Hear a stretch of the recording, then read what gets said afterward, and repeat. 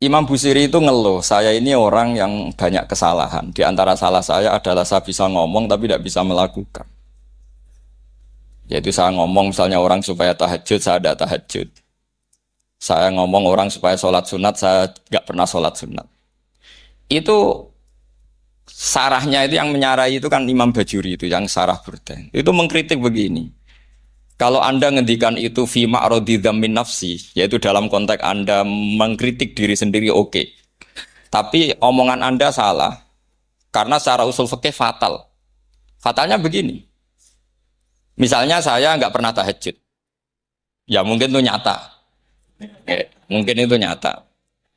Apakah kemudian saya tidak boleh mengatakan at-tahajjudu sunnatun? Apa saya diwajibkan diam hanya karena saya tidak pernah tahajud terus saya seorang kiai yang haram mengatakan at-tahajjud sunnatun. Assalamualaikum warahmatullahi wabarakatuh. Bismillahirrahmanirrahim. Tabarakalladzi nazzala al-furqana ala 'abdihi liyakuna lil 'alamina nadhir. Allahumma shalli wa sallim ala sayyidina Muhammad wa ala alihi wa sahbihi wa barik wa sallim asma'in. Amma ba'du. Ingkang kula hormati Kyai Haji Abdul Hanan wa ahli baiti, sedanten kanca-kanca santri peminat ilmu tafsir dan ilmu hadis ingkang kula hormati. Berbicara tentang ilmu tafsir, ada beberapa ulama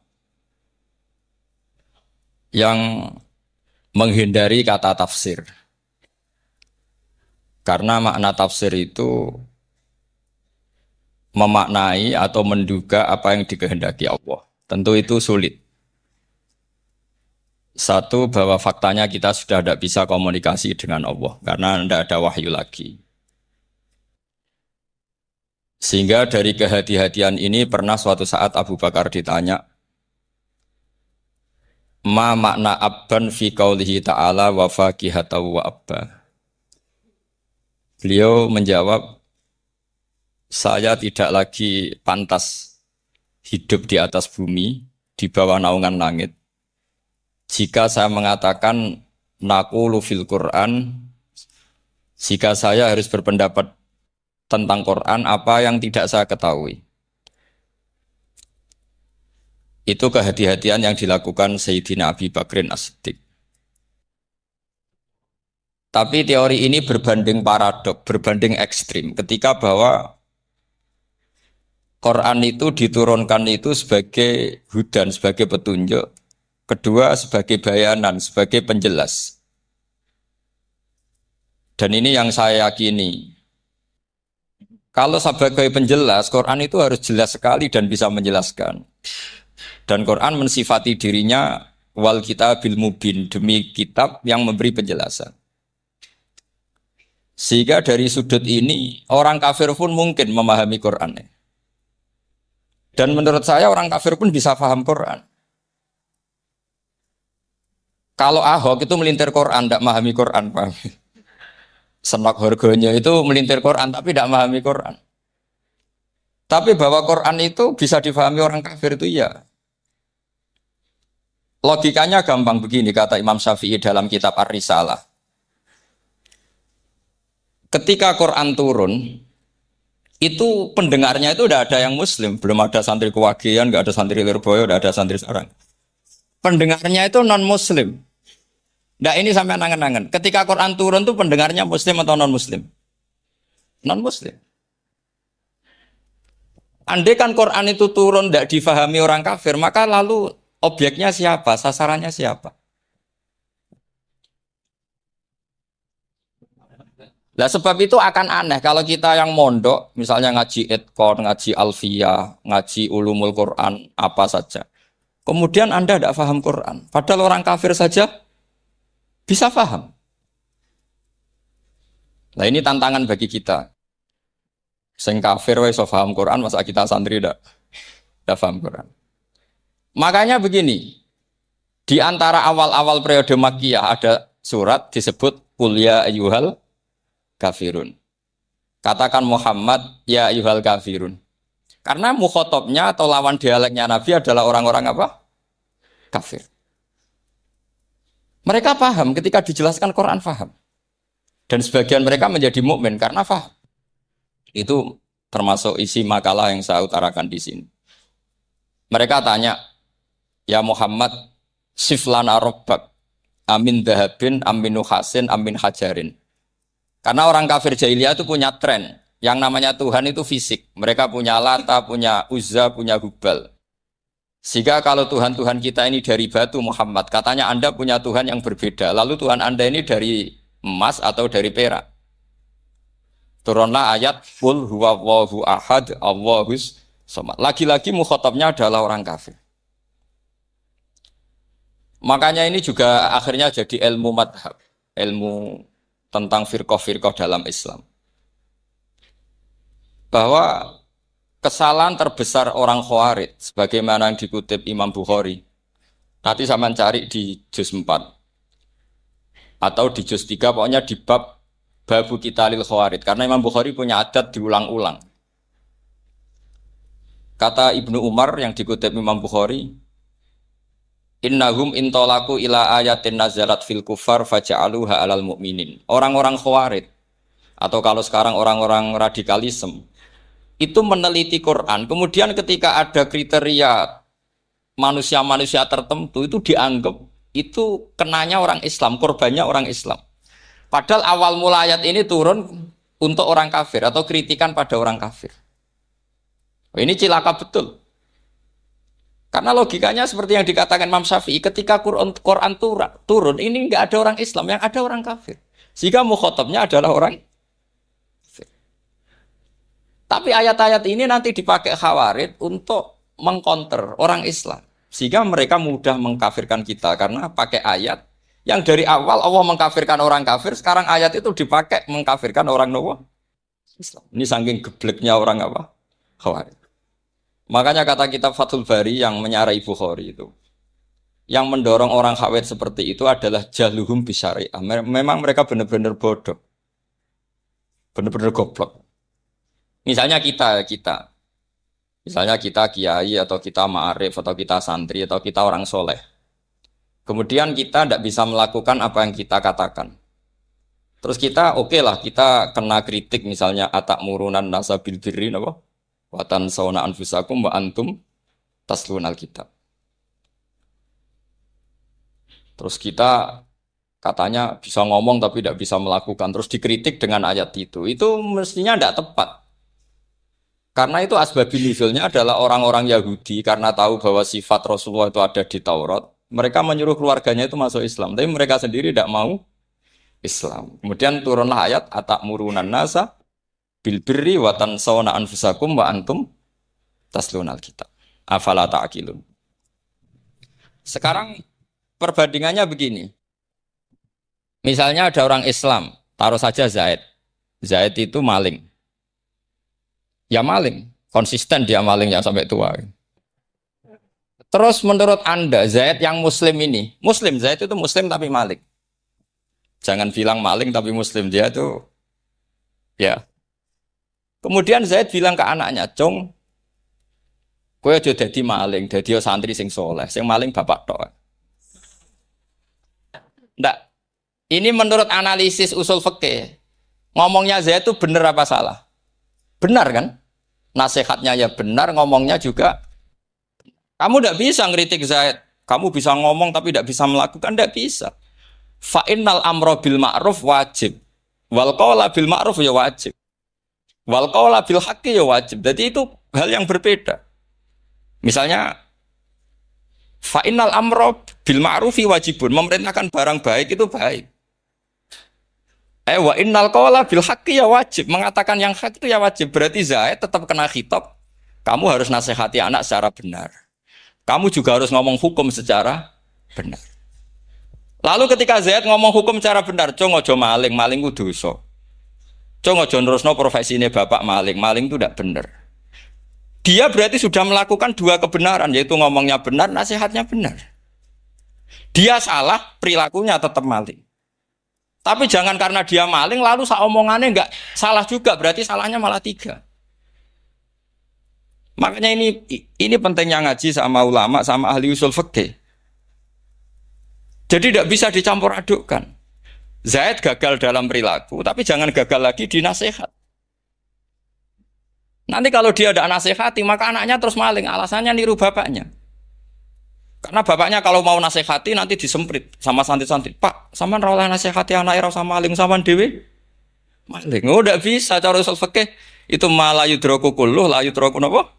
Kulluh. Atau bahasa populernya al-maisur la yasqutu bil maksud.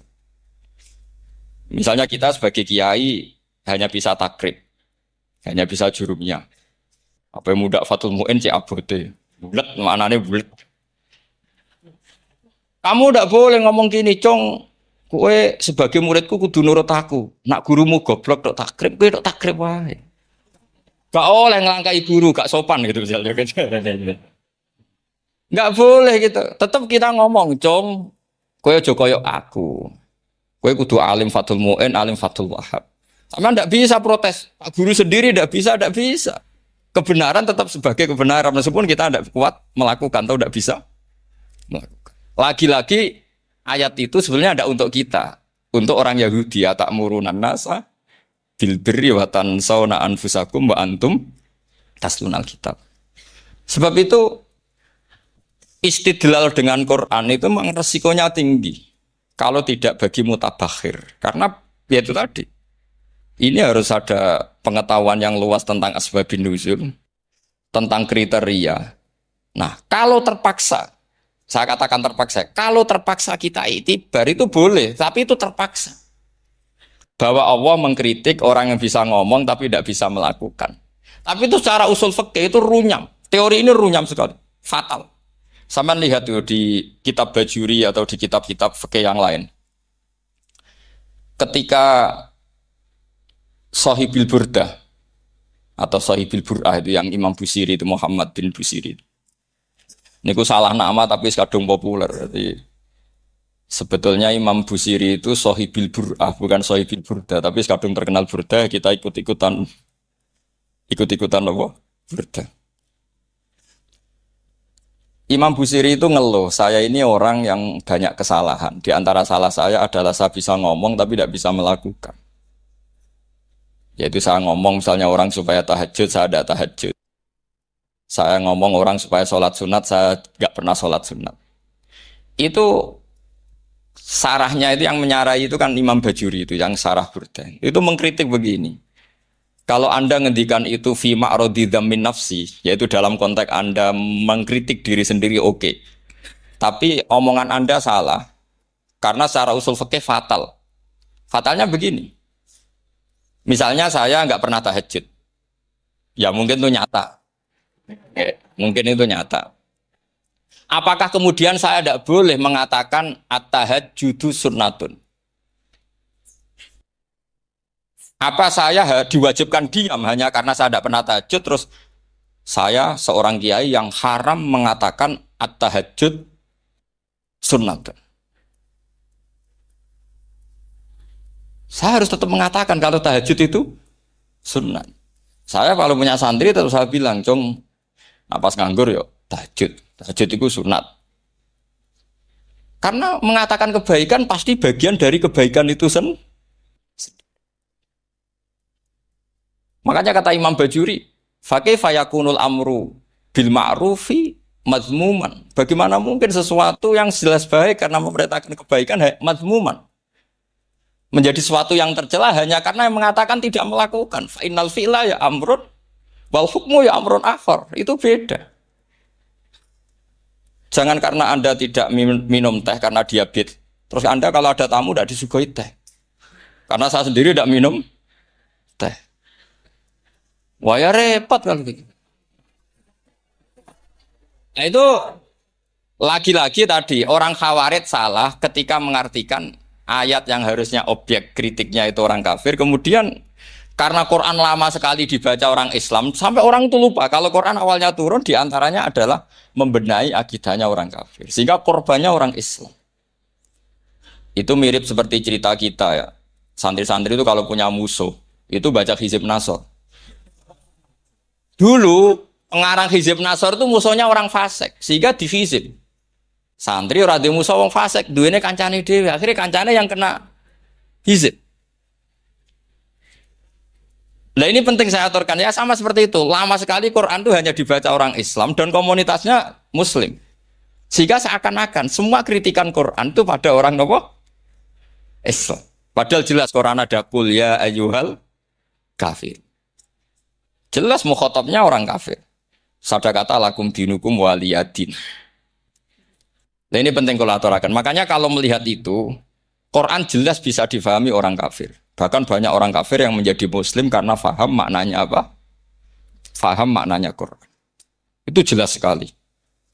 Itu masyhur sekali dialeknya Nabi dengan Walid bin Mughirah, dengan Utbah, dengan banyak sekali termasuk dengan Abu Jahal, dengan Abu Lahab. Bahkan orang-orang kafir Quraisy itu menyewa namanya Musailamah Al-Kadzab. Kalau di sini umumnya baca Musailamah apa Musailimah? Trennya di sini. Pakai fathah ya. Oh, itu entah ya, nggak tahu saya yang masalah yang mana itu kan, karena memang kalau dalam ilmu riwayat itu sekali salah baca itu kasus betul, kayak Sa'id bin Musayyab atau Sa'id bin Musayyib itu ketika beliau sugeng itu kalau dipanggil Sa'id bin Musayyab itu marah besar karena maknanya Sa'id al-Musayyab itu yang ditawan, makanya beliau bilang sayyabatni Irak wa anal Musayyib. Orang Irak mengatakan saya ini ditawan, sebenarnya saya yang menawan mereka.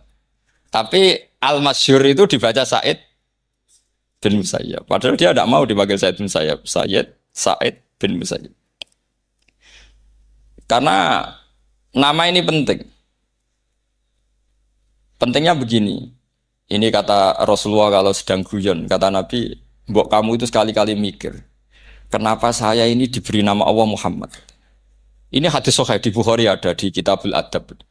Banyaklah teks ini. Kenapa ya Rasulullah? Allah itu senang bingung wong kafir, kata Rasulullah.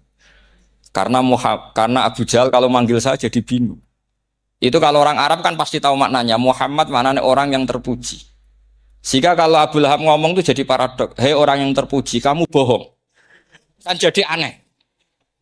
Ya Muhammad kadzabta. Hei Muhammad kamu bohong. Kalau diterjemahkan hei orang terpuji, kamu bohong.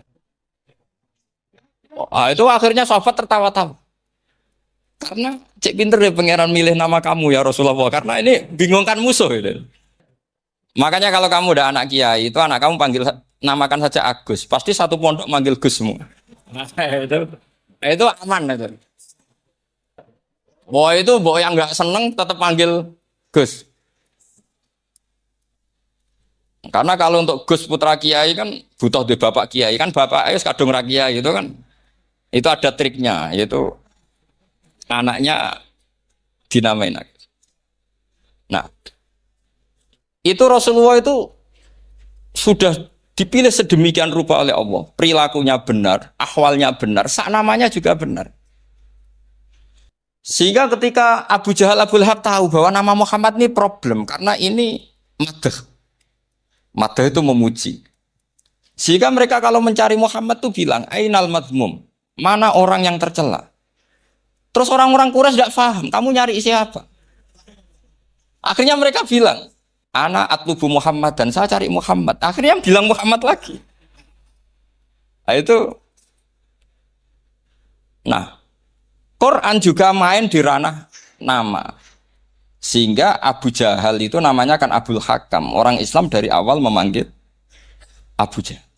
Karena kalau sampai kita manggil Abul Hakam, kita akan mengalami paradok, ya Abul Hakam, hei bapak dari semua kebijakan, kamu begini kan kacau. Makanya itu dari sini orang nggak boleh salah apa? Salah. Ini penting kolaborakan karena kadang menganalisis Quran itu satu bilisanin Arabi mubin, kata Imam Syafi'i, wa innahu latanzilu rabbil alamin nazala bihir rohul amin ala qalbika litakuna minal mundzirin bilisanin Arabi mubin. Di antara, kata Imam Syafi'i ini, di antara aturan pokok memahami Quran adalah dia malian bil Arabiyah. Dia sangat-sangat menguasai bahasa Arab. Itu masyhur dalam dialek Imam Syafi'i. Saman kalau ngaji takrib atau Fathul Mu'in, syarat sahnya tayamum lil musafir itu apa? Tolabul ma. Mencari apa? Air. Sampai kalau di takrib dicontohkan. Kalau di tempat atas nyari ke bawah, kalau ke bawah nyari ke atas. Imam Syafi'i ditanya, kaifa taqulu bi syartit tolab? Bagaimana Anda berpendapat bahwa tolabul ma itu wajib untuk menjadi sahnya tayamum? Terus Imam Syafi'i faqara'a falam tajidu ma'an. Kamu pergi, kemudian falam tajidu ma'an, kamu tidak menemukan air. Terus Imam Syafi'i mengatakan la yuqalu liman lam yatlub lam yajid wa innama yuqalu lam ya'rif, kata. Orang yang nggak pernah mencari itu tidak bisa dikatakan lam yajid, tidak menemukan. Kalau belum mencari namanya tidak tahu. Padahal Quran bilang kamu pergi kemudian kamu tidak menemukan air. Tidak menemukan itu berarti harus mencari dulu baru dikatakan lam yajid, tidak menemukan. Kalau tidak pernah mencari namanya tidak.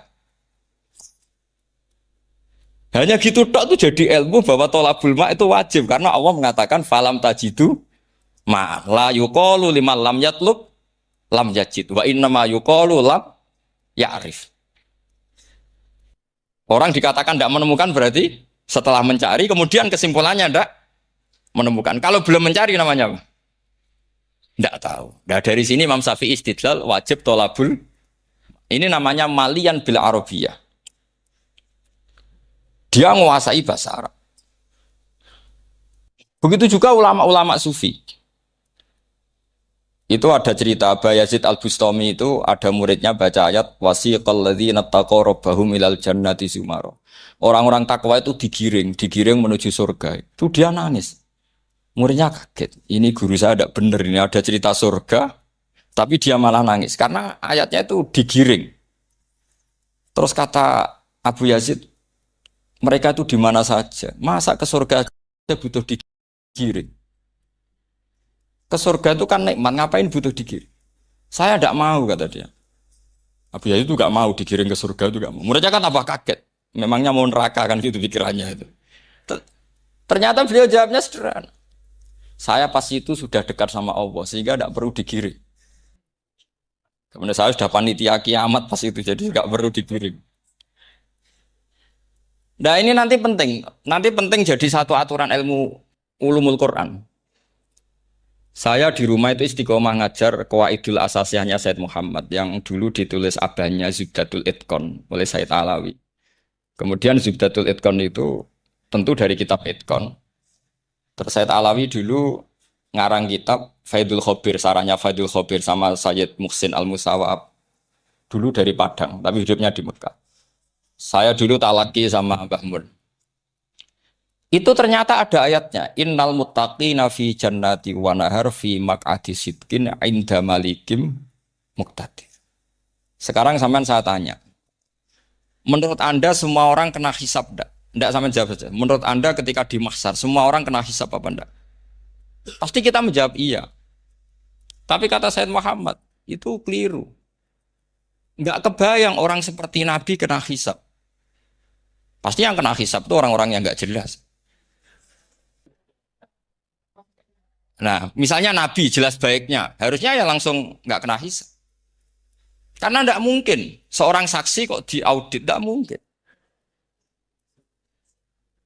Lo saksi itu di pengadilan kan nggak tersangka, nggak terdakwa. Dia tidak boleh diintervensi oleh hakim.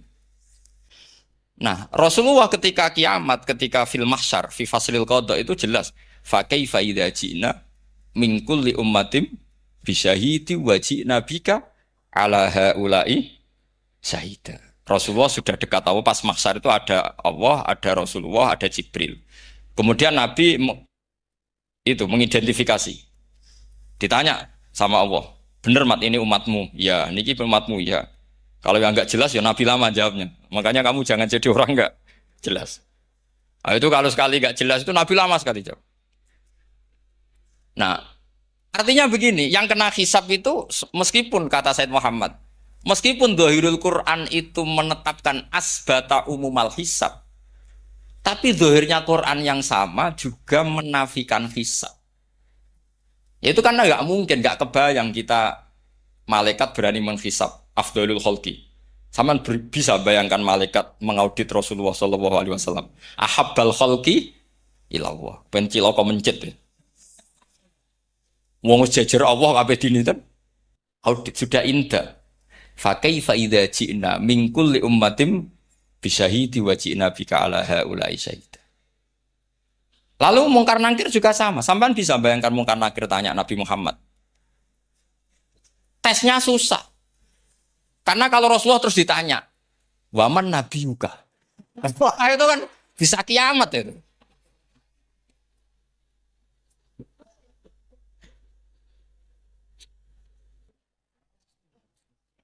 Paham ya? Makanya kata Said Muhammad, ini kan teman-teman tanya, piye carane alim tafsirnya saja, sarannya satu hafal Quran, dua hafal Sahih Muslim, tiga semua orang sudah mati, tinggal kamu yang alim. Nah, itu. Oh itu mesti aman itu. Nah kalau sampean tanya saya, apa buktinya Gus kalau orang tertentu tidak kena hisab? Ya buktinya tadi misalnya innalladzina qalu rabbuna Allahu tsummas taqamu tatanazzalu alaihimul malaikatu alla takhafu wala tahzanu wa absyiru. Mungkar nakir adalah malaikat penakut membawa ketakutan. Sementara para wali ini jelas malaikat kena konstitusi. Malaikat harus mengatakan ke para wali alla takhafu wala tahzanu. Padahal Nabi tentu Sayyidul Auli. Para wali saja malaikat kena aturan kamu harus bilang alla takhafu wala tahzanu wa absyiru. Hei para wali, kamu jangan susah, jangan gentar, kamu harus gembira. Kamu bisa bayangkan misalnya mungkar nakir bawa godok atau orang kalau dipukul ajul sak walang-walang. Kemudian kamu bayangkan si Abdul Qadir ngalami itu, Abdul Hasan Asadali ngalami itu, Abu Yazid Al-Bustami. Kalau itu ngalami gitu semua, ngapain kita jadikan mursyid? Kan sama nasibnya dengan kita. Nah, Zahirul Quran mengatakan asbatal hisabah. Tapi Zahirul Quran di ayat yang lain lam yusbit al hisabah. Makanya tadi umumul Quran juga ditaksis dengan muqayyid. Yang mutlak ditaksis dengan yang muqayyad. Yang mujmal ya sama seperti itu, aturannya seperti itu, ditafsir sama yang mufassal. Sama orang kafir yang jelas, sampean bisa bayangkan malaikat ngaudit Fir'aun. Cek kurang penggaweane. Jelas eleke kok di audit. Misalnya Abu Lahab di audit, oh malaikatnya celaka mencet. Berarti dia agak percaya sama pernyataan Tuhan tabat yada abi lahabiu. Malaikat kok ngaudit Abu Lahab. Mungkin Gusti kula ceke. Nak menawi wonten api. Lho ki ora tau ngaji Quran tapi wong ayate tabat yada kok cek di cek. Nah, yang seperti ini masuknya kategori ulaikal ladzina satruse mereka yang kafir bi ayati rabbihim wa liqaihi fahabitos maluhum fala nuqimu lahum yaumal qiyamati was. Jadi ada orang-orang kafir yang jelas kena aturan fala nuqimu lahum yaumal qiyamati was. Yang jelas kafirnya ya enggak kena hisab, yang jelas nabinya, jelas wasinya juga enggak kena hisab. Yang kena kita di tengah-tengah. Tapi ilmu itu ikut mainstream karena semua orang bilang ada hisab ya kita ikut-ikut bilang ya sudah gitu saja. Tapi kalau aslinya ya rapati percaya. Umumnya uang gerono mati ditalkin ya kita melok-melokan nalkin. Tapi kalau kadang ya gak kebayang. Piye nak wali-wali ditalkin. Makanya ada di dunia wali itu ada cerita Rabi'ah Adawiyah itu termasuk keramat beliau itu. Kalau Imam Sibawi kan dalam cerita wali kan ditanya marrobuka. Ngapunten niku man mausul napa istifham. Wah itu malaikatnya ndak pernah khataman alfiyah kan repot. Kalau Rabi Adawiyah lebih parah lagi itu. Beliau tuh nangis sekeras-kerasnya. Nangis terisak-isak, dia tersiksa. Ya Allah, engkau itu zat yang paling saya kenali dan harusnya semua makhluk itu kenal engkau. Tapi ini hamba engkau tanya engkau itu siapa? Itu kan ini orang aneh kata gitu. Karena Allah itu adharud dzahir kata sampai Imam Sibawi silakan a'raful ma'arif. Jadi wong ora ora wis geblek tenan dari Imam Sibawi. Imam Sibawi kan atas nama dia pakar nahwu pertama mengatakan dhamir paling makrifat di antara 6 isim makrifat paling makrifat itu dhamir. Tapi meskipun gitu a'raful ma'arif Allah. Yang paling makrifat dari sekian isim makrifat itu Allah. Artinya satu nama yang orang harus kenal semua. Makanya di antara keramat beliau ketika ditanya, wong kok ora tau ngaji fikih men ngaji nahwu wae. Gak tahu dia ngaji carane sesuci, carane iddah tuh gak tahu ngaji nahwu. Terus dia tanya, bima fa'ala rabbuka. Lalu Allah memperlakukan kamu gimana? Terus kata Imam Subabeh, ghafaroli, Allah mengampuni saya karena saya orang yang mengatakan Allahu a'raful. Ini penting kalau aturakan. Jadi makanya kalau sampean tanya, caranya ilmu alim gimana? Ya satu tadi, kalau sampean masih banyak orang hidup, syaratnya kamu harus hafal Quran, hafal hadis, hafal sekian ribu hadis, hafal sekian ulumul Quran. Itu kalau masih banyak orang hidup. Kalau sudah kamu sendiri hidup, ya sudah. Pokoknya isokulhu ya salim sendiri kan nggak ada saingannya.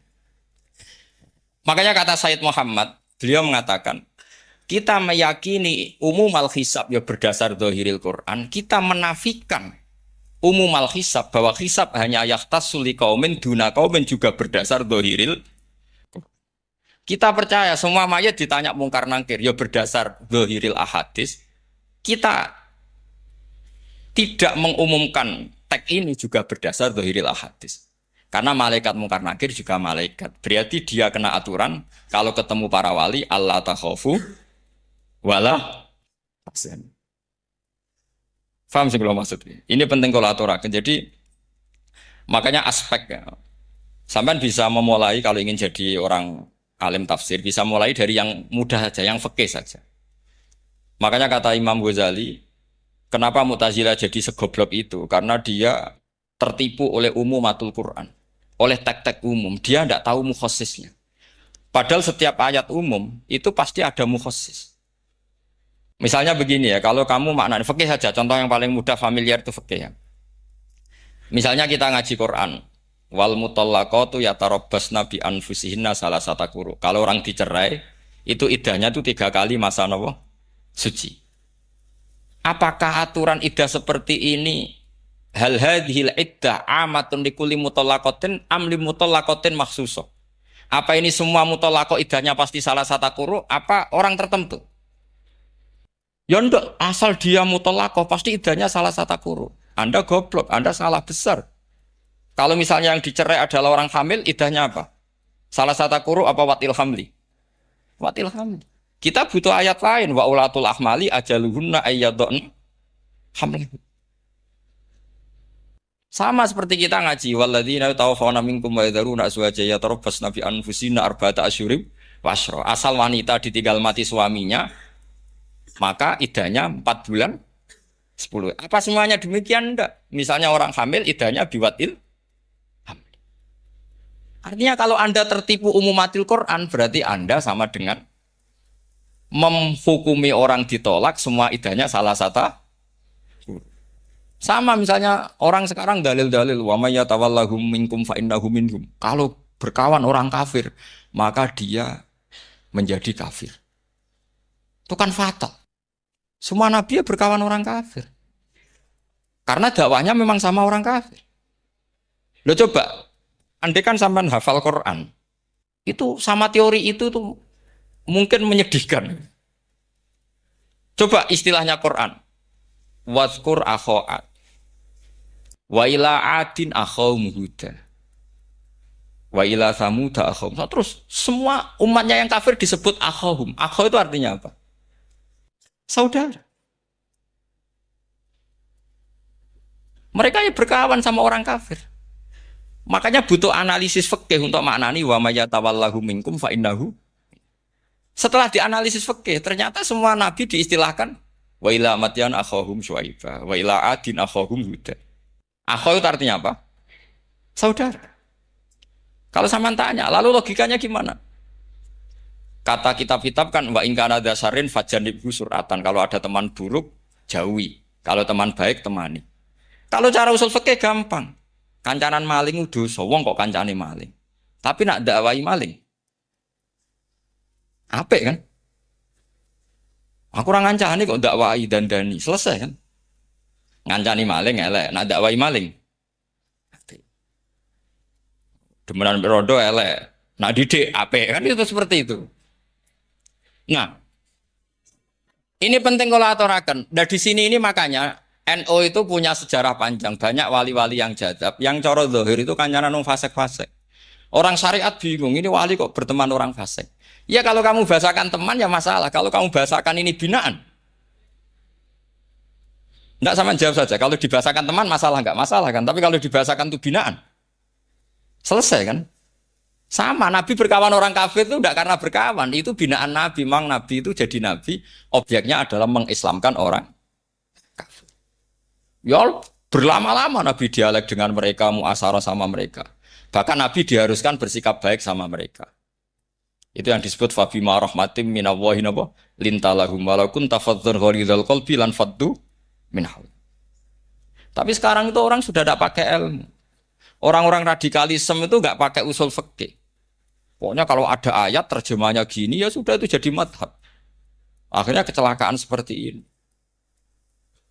Pokoknya kalau ada ayat faktulul musyrikina haitsu wajadtumuhum wa khuduhum wahsuruhum waq'udu lahum kulla marsad. Sudah hafalnya ayat itu saja.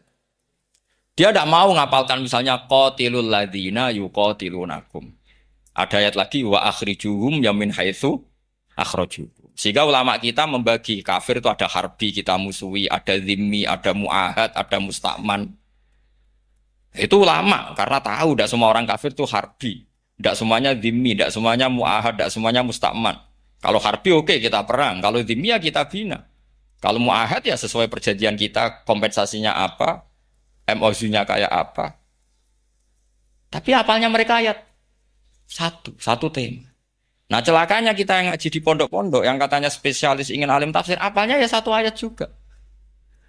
Wah itu kan satu ayat versus satu ayat. Itu ngeri. Makanya kalau sama tanya saya, ini katanya di acara ini sama tanya, gimana caranya jadi ahli tafsir? Saya jawab gampang. Sebenarnya itu hafal Quran, hafal hadis, terus hafal ulumul Quran. Ya misalnya Naduman ya Faidul Khobir lah. Kalau kitab Nasar ya minimal itu setengah lanya itkon lah. Kalau nggak lanya-lanya amat ya agak lanya. Karena kitab tafsir itu gampang.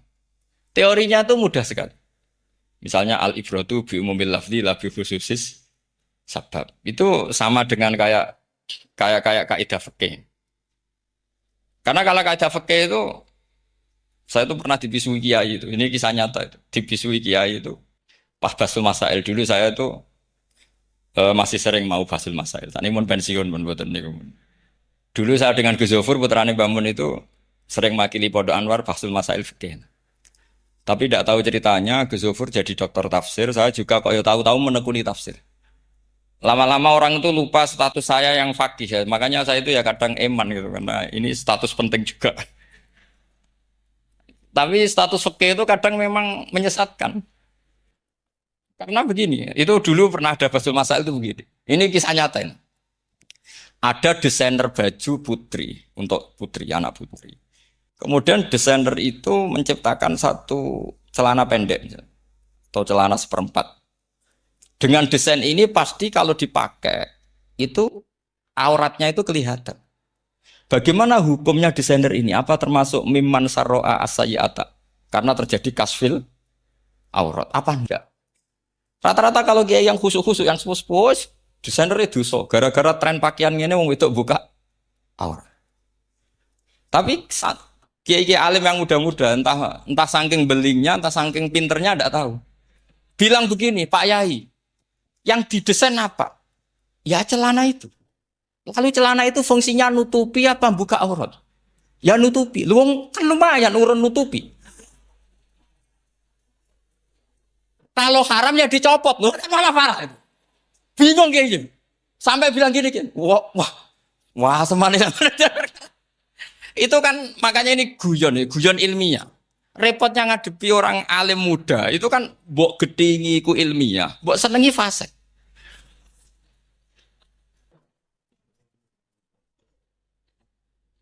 Ketika kiai yang khusyuk tadi tak cana, kalau desainer katok seperapat.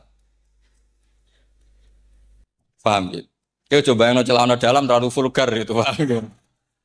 Nggak rok saja lah, rok mini misalnya, rok selutut. Saman jangan ngeres ya, yang rok selutut misalnya. Rok selutut itu desainernya kena hukum haram enggak? Saman jawab saja. Oh haram jadi kiai sepuh karena dengan desain itu misalnya lututnya kelihatan. Tapi pertanyaannya kiai muda saya masih ingat betul, saya tanya. Lalu fungsi pakaian itu apa Pak Yai? Fungsi itu kan tetap nutupi sebagian aurat. Kalau Anda haramkan, barang haram itu harus dihilangkan. Nah, itu. Sampai Kiai itu setelah acara itu manggil saya. Gus, kalau ngakoni jenengan alim, tapi itu podo repoti. Pada repotnya, nak dalam, itu kan terus itu ada perumusan di redaksi keputusan, keputusan yang dijual itu, yang masail fikihnya kan terus diputuskan, dibukukan. Kalau redaksinya halal, terus nanti orang pakai rok semua. Dan saya balik bantah, kalau redaksinya haram, orang nggak pakai rok. Akhirnya itu apa? Kebijakannya lucu. Buak we Gus, pertanyaan itu buak sak jawabannya oh nggih. Jadi kita debat tidak jadi. Ini cerita ya, cerita ilmiah. Makanya sama tidak wajib manut saya. Saya ini terlalu ilmiah, jadi tidak baik untuk kehidupan kesalian kurang baik. Jadi ini, tapi ini ilmu. Tetap kaidahnya fikih ma la yudraku kullu la yudraku kullu. Jangan kalau tidak bisa nutupi aurat semua, lalu jangan sama sekali.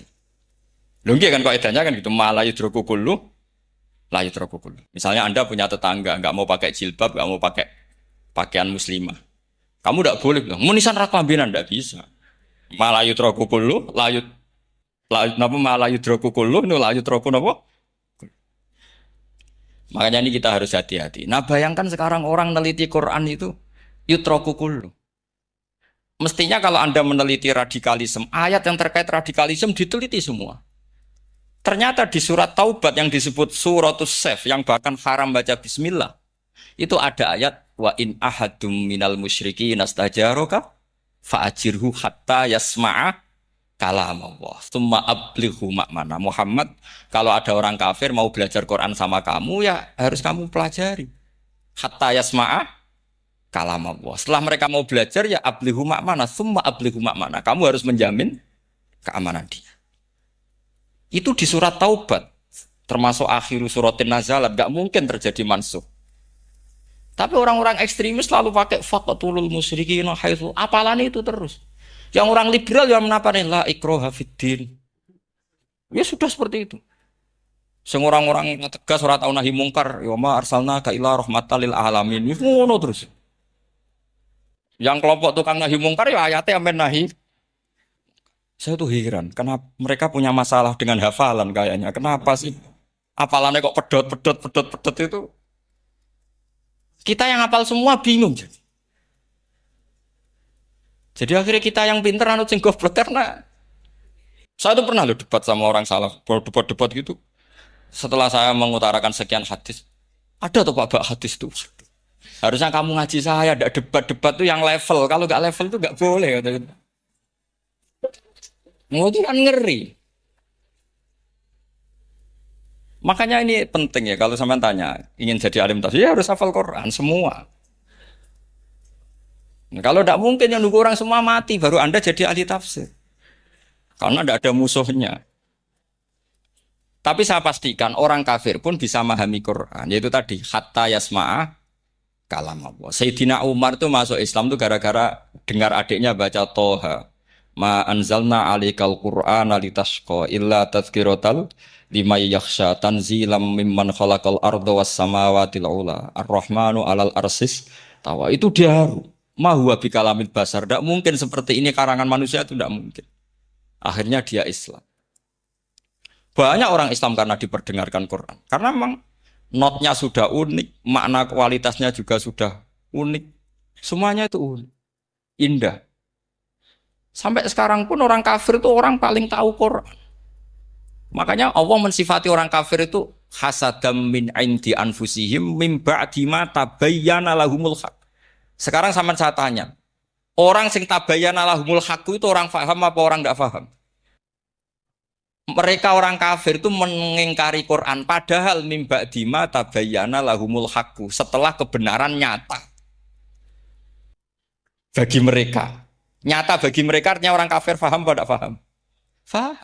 Cuma mereka punya penyakit hasadam min intianus. Mereka juga kalau ada ayat tentang ahkam yang memberatkan, mereka bilang, "I'ti bi Qur'anin ghairi hadza aw baddilah." Muhammad harusnya jangan tema itu yang diangkat, bu cari Quran yang lain yang enggak tema itu. Mereka sampai memilih tema itu karena paham apa karena tidak paham? Karena paham. Makanya di makalah saya pastikan ngaji tafsir itu gampang karena orang kafir pun bisa. Kalau kasus Ahok itu bukan paham itu melintir, beda, paham sama melintir itu beda. Wah, itu diterjemah kemenang tuh jangan mengangkat kawan orang Islam, bukan mengangkat pemimpin. Ya likanya emang kalau ngangkat teman saja tidak boleh, apalagi ngangkat pemimpin. Fatal mana berteman sama orang salah sama ngangkat. Saman kancanan maling itu apik nak menawa nang andani. Terus ngangkat. Hei maling ke pimpinanku. Parah mana? Parah mana? Artinya sama saja ketika diterjemah jangan ngangkat teman.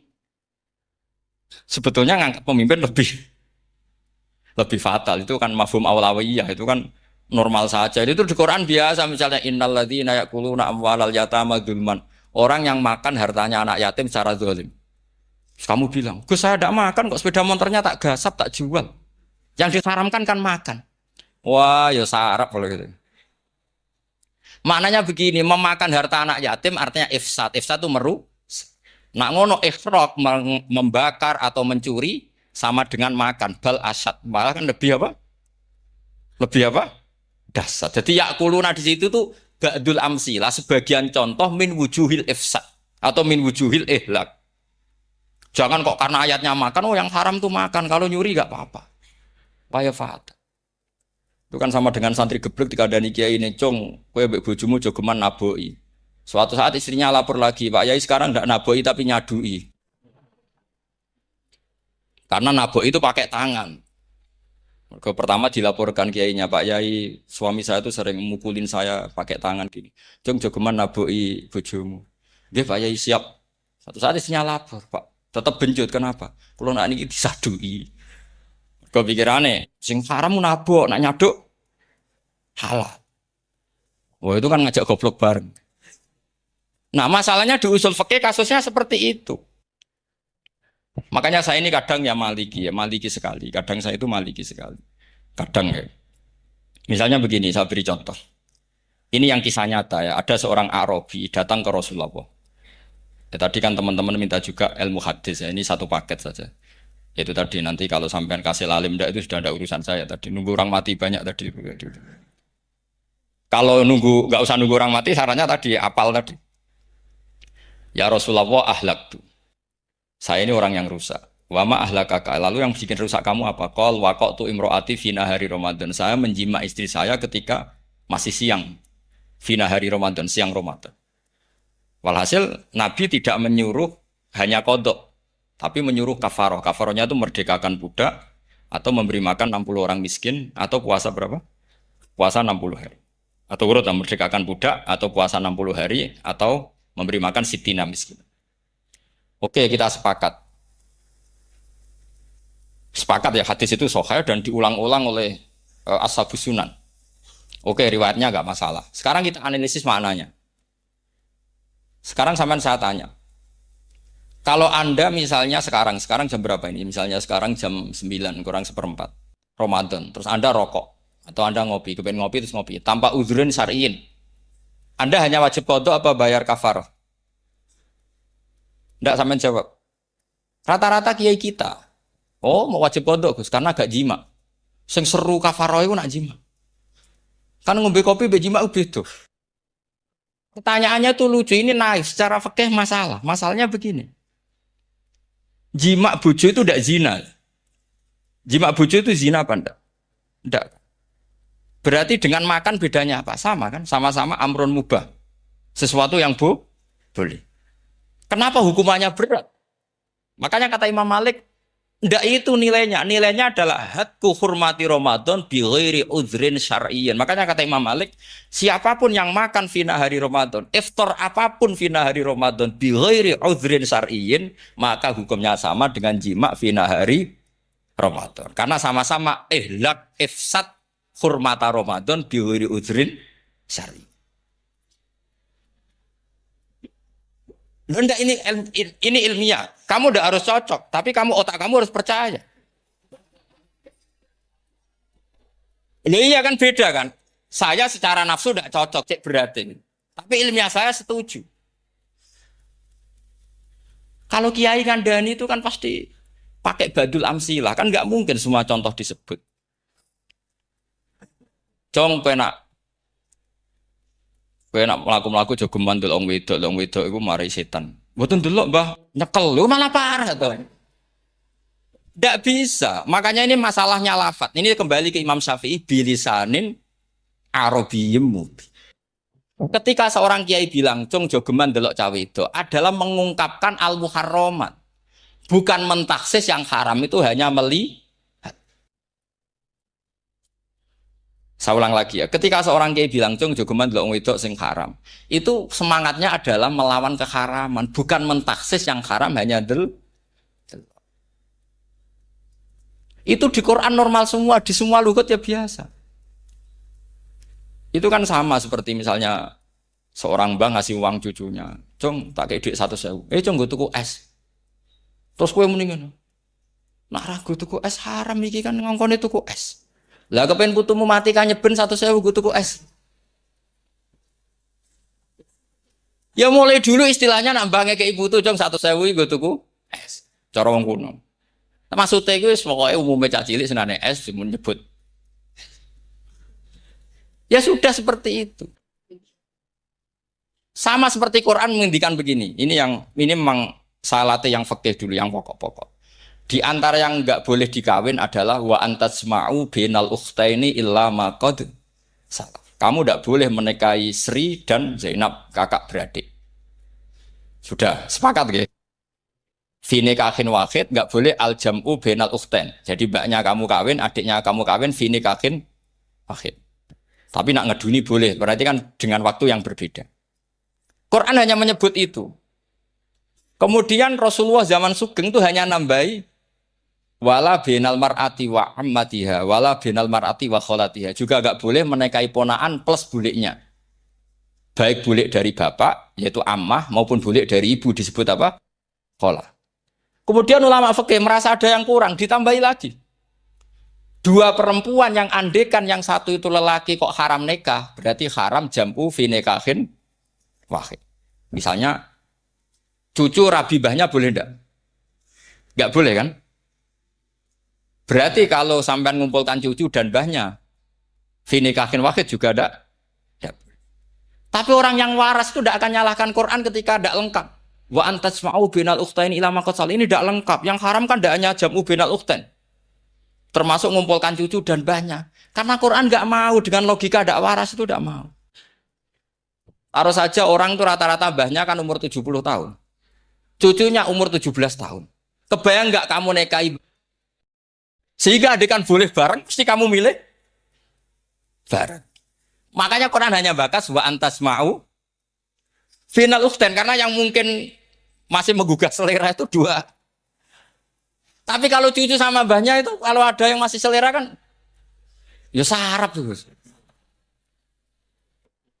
Tapi fikih sebagai kaidah tetap menerangkan, termasuk yang haram jam'u adalah bainal mar'ati wajad dati. Paham sih maksud? Artinya ketika menyebut itu tidak jaminan merangkum semua hukum. Tapi ba'dul amsilah. Fa'innal akila yaktafiya bi isyaratil ba'di. Karena orang kalau punya akal diisyaroi sebagian sudah. Ini penting kalau aturakan. Jadi ini penting. Nah bayangkan sekarang banyak gerakan-gerakan ahli Quran katanya tapi nggak memahami ilmu usul fikih. Quran ra ono ya wis. Nang Quran ra ono cerita harame asu, nak ngono asu ya halal. Ora ono Qurane. Sing ra ono iku tekem ora Quran iku aneh-aneh.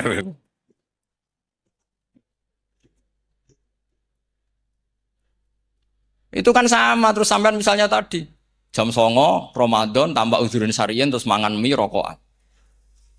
Itu kan melecehkan Ramadan biwiri uzurin syariyin. Karena melecehkan hurmata Ramadan kena sanksi separah itu. Jangan kamu terus bilang, tapi Nabi hanya bilang masalah jima fi nahar Ramadan. Jima istri itu hukumnya itu tidak zina, hukumnya itu mubah sama dengan makan. Ini cara madzhab Maliki, tapi kita alhamdulillah madzhab Syafi'i. Ya, itu masalahnya. Berhubung itu menguntungkan sami'na wa ata'na. Nah, itu. Tapi saya sendiri dalam konteks ini, saya itu ya sangat-sangat Syafi'iyah, sangat-sangat Syafi'iyah. Dalam banyak hal sangat-sangat Syafi'iyah. Tapi dalam banyak hal kadang-kadang saya ya Maliki. Nah, itu kan kalau sama tanya kenapa gitu? Ya hikmah baca banyak saja. Karena yang Syafi'i itu ya karena bacanya hanya Syafi'i. Itu bukan fanatik, itu keterbatasan. Itu beda, ada apa itu namanya tidak fanatik, itu keterbatasan. Itu beda sekali. Jadi kita harus ngaji yang banyak. Saya termasuk utang ya sama Imam Syafi'i itu baca kitab Ar-Risalah. Itu kitab yang kadang satu ulama baca sampai 500 kali. Yaitu Imam Syafi'i itu dalam kitab Risalah itu begini, ini termasuk ulumul Quran yang paling penting. Mukaddimahnya begini. Wan nasu sinfani min awalil amri. Wan nasu sinfani. Ketika Rasulullah datang membawa Quran itu manusia hanya ada dua. Al kuffar sing dari jenis ahli kitab dan kuffar dari jenis yang tidak ahli. Bahkan tidak ada orang Islam zaman itu. Pertama Nabi jadi Nabi itu adakah pendengarnya yang Muslim? Kan tidak ada. Semuanya ahli kitab. Makanya susah kalau Quran kamu analisis korbannya orang Islam tuh kata Ibnu Umar tuh lucu. Dulu tuh mukhatabnya tuh orang kafir, jelas kuliah ayuhal kafir. Ya ayuhan nasu ubudu rabbakum alladzi khalaqakum. Jelas orang kafir. Karena orang Islam nggak mungkin dikhatabi ubudu rabbakum. Makanya Imam Suyuti kalau nafsir itu ngeper ubudu rabbakum wahiduhu. Tapi kalau mukhatabnya orang Islam, dawimu alal ibadah atau dawimu alat tauhid. Karena dia tahu kalau mukhatabnya orang kafir, ubudu ya masih wahidu. Kalau sudah Islam kok dikhitabi ubudu, mudawamah alal ibadah. Itu saking alimnya Imam Suyuti. Ini saya teruskan. Kalau mukhatabnya itu orang kafir ahli kitab, itu kemungkinannya ya dua. Cara mereaksi Quran. Yaitu disebut lam yakunil ladina kafaru min ahlil kitabi wal musyrikina munfakina hatta ta'tiyahumul. Jadi lam yakunil ladina kafaru, jelas kafaru itu umum. Kemudian ditafsir kafaru itu ada yang min ahlil kitabi. Berarti kafaru yang jenis Yahudi Nasrani. Ada kafaru yang min ahlil kitabi wal musyrikin. Kafaru yang jenis musyrikin, yaitu kafir Mekah.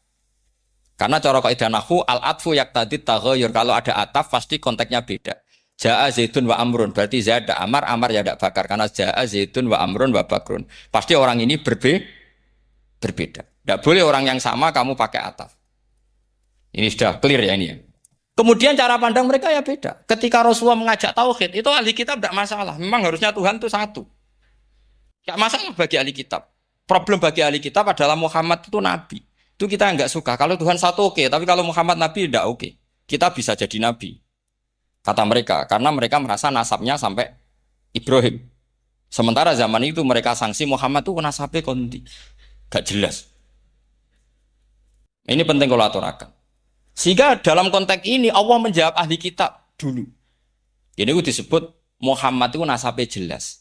Ini itu fihi ayatum bayinatum maqamu Ibrahim. Ini saya dengarin. Ibrahim itu jelas pernah ke Mekah. Bukti Ibrahim pernah ke Mekah adalah jejak kaki Ibrahim di makam apa? Makam mereka artinya buatan kuburan, buatan jejak kaki Ibrahim ketika bangun Ka'bah. Fihi ayatum bayinatum maqamu Ibrahim. Pun. Kalau Ibrahim pernah di Mekah artinya beliau pernah nikah di Mekah. Paling tidak punya dzurriyyah di Mekah. Ini Ismail dibawa ke Mekah. Jelas ayatnya wa id yarfa'u Ibrahimul qawaida minal baiti wa Ismail. Ini dengarin ya. Sebab itu saking alimnya berjanji itu beliau tahu betul masalah utama Rasulullah Muhammad adalah disangsikan nasabnya. Sebab itu kitab berjanji pertama cerita. Setelah dia alhamdulillah macam-macam awalu ma'anab tadi saat terus dia bilang wa ba'du fa'akul huwa Muhammad bin Abdillah bin Abdil Muttalib. Saat terus ya wabah itu wa Muhammad bin Abdullah bin Abdul Muttalib wasmu Syaibatul Hamdi Humidat Khisaluhus saniyah. Saat terus Ibnu Qusayn, saat terus Sumiyah bi Qusayn litaqasi fi biladi Qudu'atal Qasiyah. Karena dia tahu yang masalah bagi Rasulullah itu adalah masalah nasab bagi mereka loh, bagi mereka yang kafir. Terus beliau ngendikan ditutup wa adnanu bila raibin inda dawil ulumin nasabiyah ila dzabihi Ismail nisbatuhu Wah, jelas saya Adnan itu pasti puter cucu-cucunya Nabi Ismail. Karena orang Yahudi yang disoal Muhammad itu, kamu itu siapa? Kok tahu-tahu Nabi? Kamu orang Arab. Orang Arab itu tidak pernah ada Nabi. Yang Nabi itu normalnya orang Israel. Yaitu turunan Yahudi. Karena Yahuda bin Yakub bin Ishak bin Ibrahim. Akhirnya Allah membuktikan. Fihi ayatum bayinatum maqami. Bukti kalau Ibrahim pernah di Mekah adalah jejak kakinya di Mekah. Itu dekat Ka'bah. Ini jawaban Allah yang tentang ahli kitab. Karena sudah jelimet. Ada ilmu ansab, ada ilmu nasab, ada polemik kitab samawi. Kalau kafir Mekah ini goblok-goblok. Ketika Rasulullah pakai teori tauhid, orang kafir Mekah itu sangat gobloknya bilang gini, Muhammad, kita ini urusannya banyak, utang kita banyak, kasus sampai banyak. Kok Tuhannya satu itu tidak cukup? Yaitu mereka mengatakan aja alal alihata ilahau wahida inna hadalah syai'un ujab. Bagaimana Tuhan hanya satu? Urusan kita banyak, masalah kita banyak. Tuhan nggak boleh satu, harus banyak. Sejumlah urusan kita. Ada Tuhan BPKB, Tuhan macam-macam lah. Ada Tuhan kredit, Tuhan kas, macam-macam lah kan. Sesuai sebanyak urusan kita. Mereka tanya, aja alal alihata ilahau wahida. Masa Tuhan satu? Inna hadalah syai'un ujab. Ini aneh. Tapi Rasulullah dengan sabarnya. Kalau yang seperti ini Allah menjelaskannya beda dengan yang pertama. Karena tadi orang kafir itu bisa min ahlil kitab, bisa wal musyrikin. Lam yakunil ladzina kafaru min ahlil kitab. Ada yang wal musyrikin. Semuanya ini tidak pernah munfakina hatta ta'tiyahumul bayinah. Mereka tidak pernah tercerabut dari pikiran mereka, dari mainstream mereka. Sampai ada bayinah. Bayinah itu kejelasan kebenaran. Atau benar yang begitu jelas. Itu siapa? Rasulun minallah yatslu suhufam mutahhar. Akhirnya Nabi sabar. Saking sabarnya Nabi itu ngomong gini, ya di khalayak umum, mukhatamnya ya kafir semua.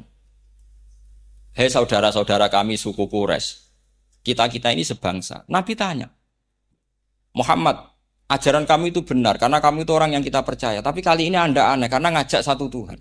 Itu tidak mungkin, urusan kita banyak, satu Tuhan enggak mungkin. Tuhan harus banyak.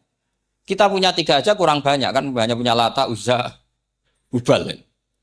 Rasulullah dengan sabarnya ngendikan gini, hei kaumku, kalau kamu jadi pembantu, jadi buruh, senang mana punya majikan banyak sama majikan satu. Kalau majikannya banyak, itu perintahnya beda-beda. Seleranya, semua harus kamu lakoni, semua harus kamu taklui karena kamu harus nurut. Wah ya repot mat kalau di majikan banyak, ngerepoti mesti. Rasulullah tinggal nimpali. Tuhan kamu itu majikan kamu. Kalau Tuhannya banyak, perintahnya ya banyak. Seleranya beda-beda. Kamu bingung nggak? Wah ya bingung. Ya sudahlah, satu aja. Akhirnya mereka masuk Islam. Nah itu disebut Nabi itu fatona. Punya kecerdasan artikulatif. Kalau menjelaskan itu masuk akal. Nah itu disebut dorobawahu matalar rojulan fihi syuraka'u mutasyakisuna wa rojulan salamal lirojul. Hal yastawiyani masalah alhamdulillah. Nah ini penting. Allah membuat satu perumpamaan. Bagaimana ada satu pembantu yang punya majikan banyak, yang berbeda-beda seleranya, berbeda-beda perintahnya. Dengan kalau hanya satu majikan. Apakah sama? Mereka jawab, tidak sama. Enak punya satu majikan. Begitulah Tuhan kamu, harusnya satu. Jadi artinya gini, kalau kamu ngaji ulumul Quran, kamu harus tahu ini khitab ke kafir. Kafir yang mana? Ahli kitab atau kafir yang musyrik. Nah sekarang tidak tahu lagi, pokoknya kafir. Makanya kalau orang debat mereka itu tidak goblok menewak. Makanya sama tidak usah ketularan goblok, sing pun gimpun, sing goblok itu rasa ditambahi pun kata dan ini pun.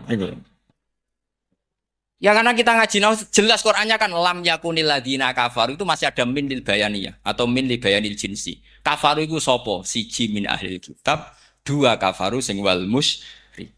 Dua-duanya tidak pernah munfakina hatta ta'tiyahumul bayinah. Mereka tidak akan tercerabut dari pikirannya sehingga ada bayinah. Bayinah itu siapa? Rasulun minallah yatslu sufam. Nah, ketika Nabi menjelaskan asal-usul nasabnya bahwa Sayyid Adnan itu ila Ismail, Ismail jelas putra Nabi Ibrahim.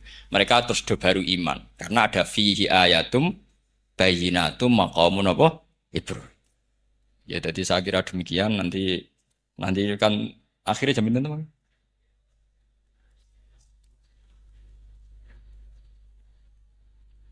Oh, ini jam pinten istiwa. Nggih, terus saya pikir niku nggih. Kalau misalnya tadi ada tanya jawab ya tanya jawab carane ngalim saja kan. Itu lebih realistis. Karena kalau sampean iskal misalnya saya iskal dengan ini kan malah bingung kan. Kalau kamu terkenal pinter iskal kita goblok ya. Nah wis pinter kok iskal gitu. Jadi saya niru ilmunya Abu Nawas. Abu Nawas tidak bisa pidato.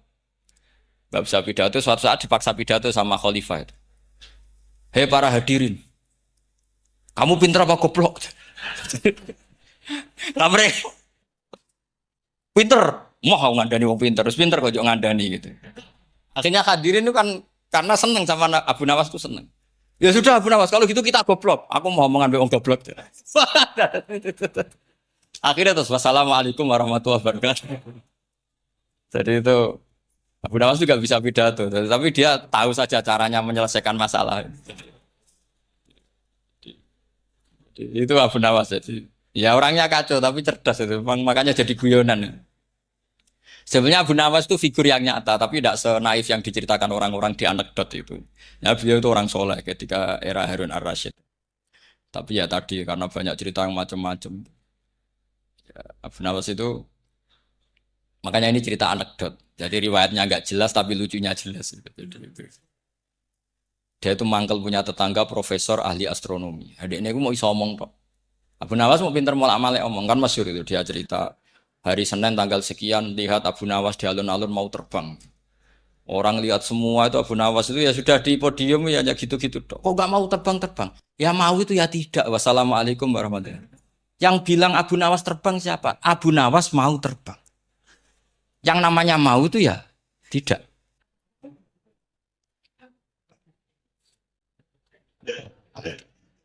Pernah dia itu lomba sama Harun ar-Rasyid. Siapa paling banyak pengunjung rumahnya di alun-alun? Harun Rasyid bikin khemah, dia bikin khemah. Tentu cerita ini bohong, yakini ini bohong. Makanya ini bohong tenang. Makanya ini anekdot hanya guyonan. Harun Rasyid karena dia raja itu ada apel, ada makanan macam-macam. Ya tentu pengunjungnya banyak. Batas akhir itu penilaian jam 12 malam. Abu Nawas tenang, satu pun nggak ada pengunjung, nggak ada makanan, nggak ada apa. Pas jam 12 rumahnya dia, kemahnya dibakar. Orang ke dia semua. Tit menang dia karena jumlahnya.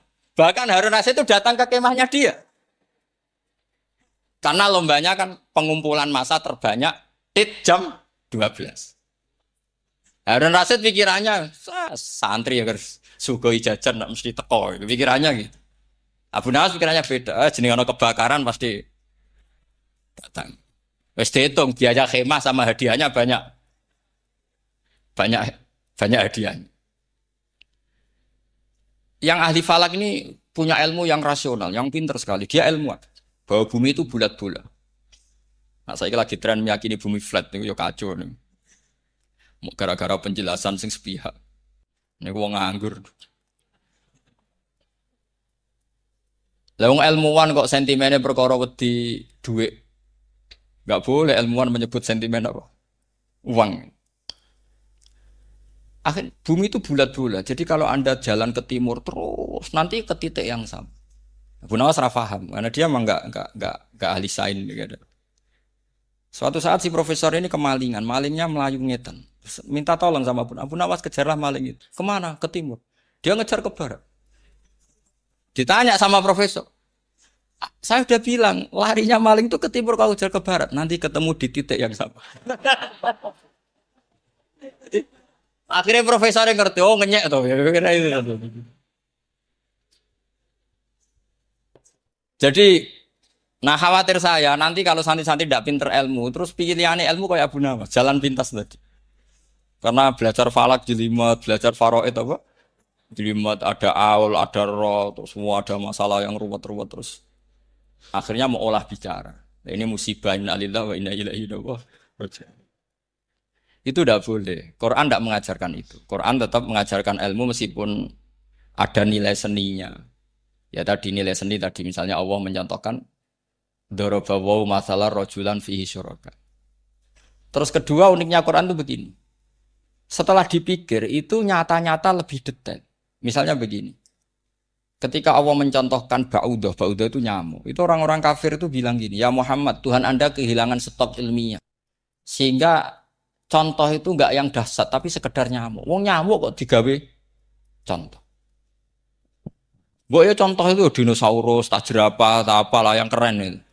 Mosok contoh apa? Terus Allah menjelaskan innallaha la yastahyi ayyadriba napa masalam ma. Contoh apa saja? Apa saja itu ditafsiri ba'udatan fama fawqaha. Entah itu nyamuk, fama fawqaha atau yang di atasnya nyamuk. Maksudnya di atasnya itu filkillah atau fisihor atau yang di atas nyamuk. Yang lebih kecil ketimbang. Sekarang saya contohkan kata Rasulullah, contoh yang kecil saja. Enggak usah bikin nyawa, enggak usah, itu terlalu mustahil. Seorang pemahat patung. Terus kamu pesen, Pak, aku gak eno patung gajah. Mesti muni sanggup. Tak muni, Pak, gak eno patung gajah, ukurannya ya semestinya gajah. Oke. Tapi Pak, aku gak eno patung nyamuk, ukurannya ya sak nyamuk. Kira-kira sanggup apa enggak? Artinya ketika Allah gawe nyamuk itu lebih sulit ketimbang gawe gajah apa lebih mudah? Lebih sulit. Karena nyamuk yang sudah kecil, dia punya alat kelamin terus seberapa juga.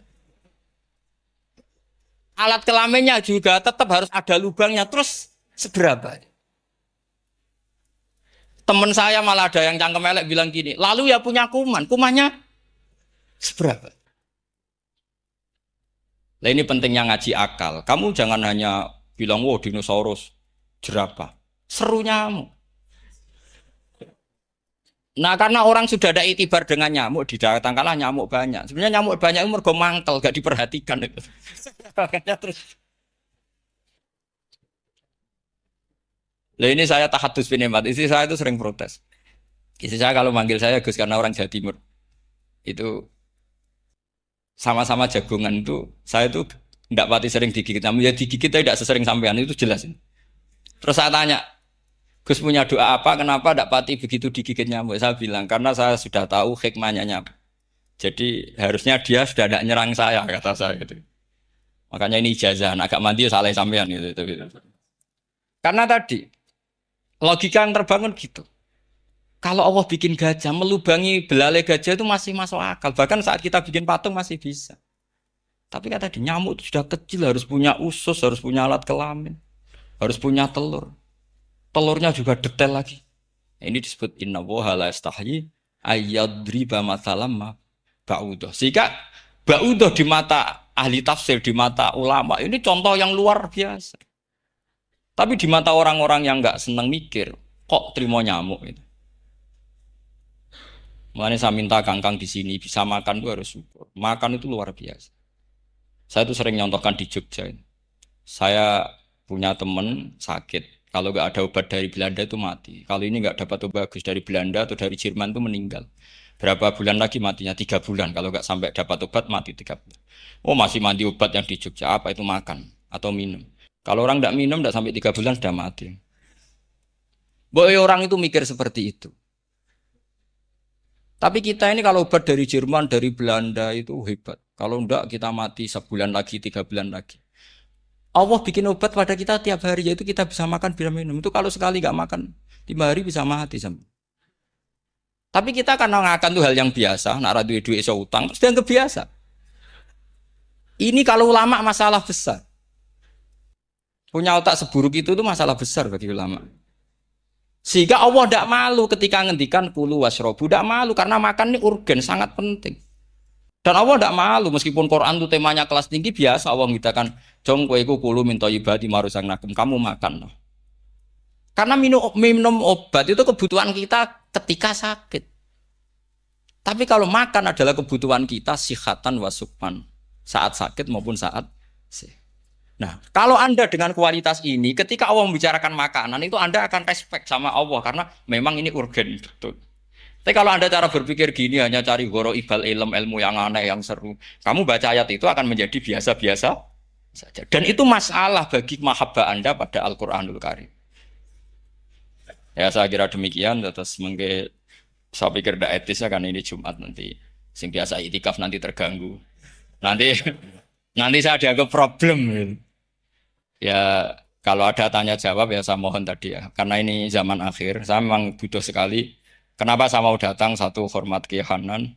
Dua, saya memang ingin banyak mufassir lagi. Jangan hanya lewat baca terjemah kemudian merasa menjadi ahli apa? Quran atau ahli tafsir itu musibah besar, masalah besar. Ya pokoknya saya mohon lah. Ya setidaknya gitu. Misalnya orang kafir, kamu cari saja orang kafir. Ternyata ada yang harbi, ada yang dhimmi, ada yang mu'ahad, ada yang mustakman. Lalu dalam tarik ada kafir Yahudi, kafir Nasrani, kafir ahli kitab. Kalau di fikih ada kafir yang lahum kitabun, ada yang tidak lahum kitab. Kalau yang lahum kitabun disebut ini kitabiah kholiso yang tidak. Itu kan beda-beda di fikih. Boleh nikahnya ndak, hilu dhabihatihim atau tidak. Itu kan detail sekali. Makanya saya mohon ini latihan detail. Oke, sampean tetap ngaji, sering khatam itu bagus karena mengumpulkan semua ilmu. Tapi sampean harus menganalisis secara apa? Saya dulu ngaji Mbah Mun Muslim ya kilatan. Tapi saya ngapalkan sama Gus Ibab. Gus Ibab putranya Mbah Mun dulu muridnya Said Muhammad. Saya itu tak pelajari lagi di rumah. Analisis lagi setelah besar sampai sekarang karena ya itu beda. Kita selalu Robbi Zidni apa? Ilmu. Misalnya begini contoh ya, contoh. Kita mungkin tahu maknanya ayat tertentu itu begini. Misalnya begini. Faqula lahu qaulal layyinal la'allahu yatadzakkaru aw yakhsha. Musa dan Harun, jika kamu datang ke Fir'aun, maka kalau ngomong, kalau dakwah itu qaulal layyinan, dengan dakwah yang halus. Nggih, qaulal layyinan. Ini bagi yang ekstremis harus baca dialek ini. Ini kisah nyata yang diceritakan Habib Zain bin Semit ketika ngarang Al-Manhajus Sawi. Juga diulang-ulang di beberapa kitab. Suatu saat ada ustadz, corong Jawa kemelinti, datang ke Harun ar-Rasyid. Harun ar-Rasyid ini Banil Abbas, termasuk zuriyahnya Abdullah bin Abbas. Karena Harun ar-Rasyid sebagai khalifah tentu salahnya banyak, ya. Namanya pejabat pasti salahnya banyak. Meskipun kebaikannya juga banyak, tapi salahnya juga banyak. Kalau kita kan tidak pejabat, salahnya tidak banyak, tapi prestasinya juga tidak banyak. Ya kan misalnya ada tamu Raja Salman katanya hormat tamu wajib, kamu kan tidak bisa hormat. Karena dia juga tidak mau dihormati kita kan. Nah terus si Ustadz tadi datang begini. Saya itu masih hafal teksnya. Ya Amirul Mukminin, inni nasihun lak famusyaddidun alaika fala tajidanna ala nafsika fi nafsika aliyya syai'an. Saya ini mau nasihati Anda. Tapi saya maaf sekali karena nasihat saya ini kasar sekali. Musyaddid itu kasar, keras. Fala tajidanna fi nafsika aliyya syai'an. Saya mohon jangan dimasukkan hati lah. Makanya terjemah bebasnya jangan masukkan hati. Katanya Harun Rasyid langsung marah. Uskut ya jahil. Kamu itu ustadz bodoh. Kamu tidak boleh keras sama saya. Dia masih bantah. Saya keras sama Anda karena Anda salahnya banyak. Terus apa kata Harun ar-Rasyid? Inna wa ta'ala qad arsala man huwa khairum minka ila man huwa syarrum minni. Wa ma'adzalika qala ta'ala faqula lahu qaulal layyinan. Allah mengutus orang yang jelas lebih baik ketimbang kamu, yaitu Musa dan Harun. Musa dengan ustadz ini baik mana? Tidak sama jawab saja. Baik Nabi Musa kan? Ilaman huwa syarrun minni. Fir'aun dengan Harun ar-Rasyid buruk mana? Buruk Fir'aun. Itu saja masih dengan etika faqula lahu qaulal layyinan. Musa dan Harun kamu harus sopan. Tidak wae Fir'aun wajib sopan, tidak wae aku rasopan. Nah ini sudah iktibar. Dari terjemah netral atau terjemah yang datar. Bahwa Allah ngutus Musa dan Harun ke Fir'aun. Dan Musa dan Harun diharuskan kaulal layinan. Tapi menjadi energi mafhum yang luar biasa. Nak dakwai Fir'aun wae kaulan layinan, pun mana dakwai podo-podo mu'min. Makanya kata Harun Rasyid, uskut ya jahil. Inna wa ta'ala qad arsala man huwa khairum minka ila man huwa syarrun minni. Wa ma'adzalika qala ta'ala faqula lahu qaulal layyin. Ya, saya kira demikian, saya kembalikan ke moderator.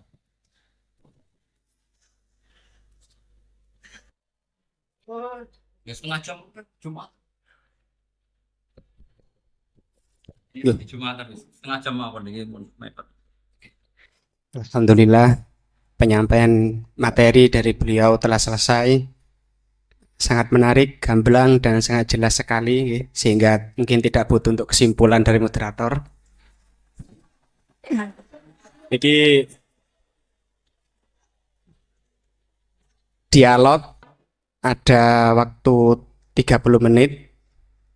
30 menit kami buka 2 pertanyaan dulu mungkin. Yang dari depan ada mic, monggo diparing nih. Niki Bapak Majroh nih.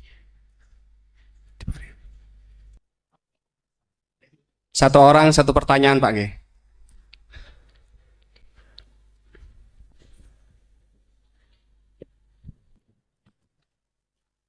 Terima kasih waktunya eh, kepada Yai Ahmad Bahauddin Nursalim. Saya mau bertanya mengenai tadi yang disampaikan bahwa setiap umumul Quran pasti ada mukhasisnya. Ya, ketika dilihat zaman sekarang ada kelompok liberal yang mencoba untuk mengamandemen Al-Quran dengan tidak mengkaitkan konteks zaman dulu, malah mengkaitkan dengan konteks zaman sekarang. Ambil contoh dalam permasalahan ibadah haji, mereka ingin merubah haji, wukufnya nggak cuma di bulan Dzulhijjah, tetapi di bulan Syawal pun juga boleh. Jadi sudut pandang panjenengan gimana masalah apakah memang bisa keuniversalan Al-Quran itu pada zaman sekarang dibuat sesuai konteks sekarang? Itu saja. Sampun. Oke. Nggih. Penanya kedua, monggo.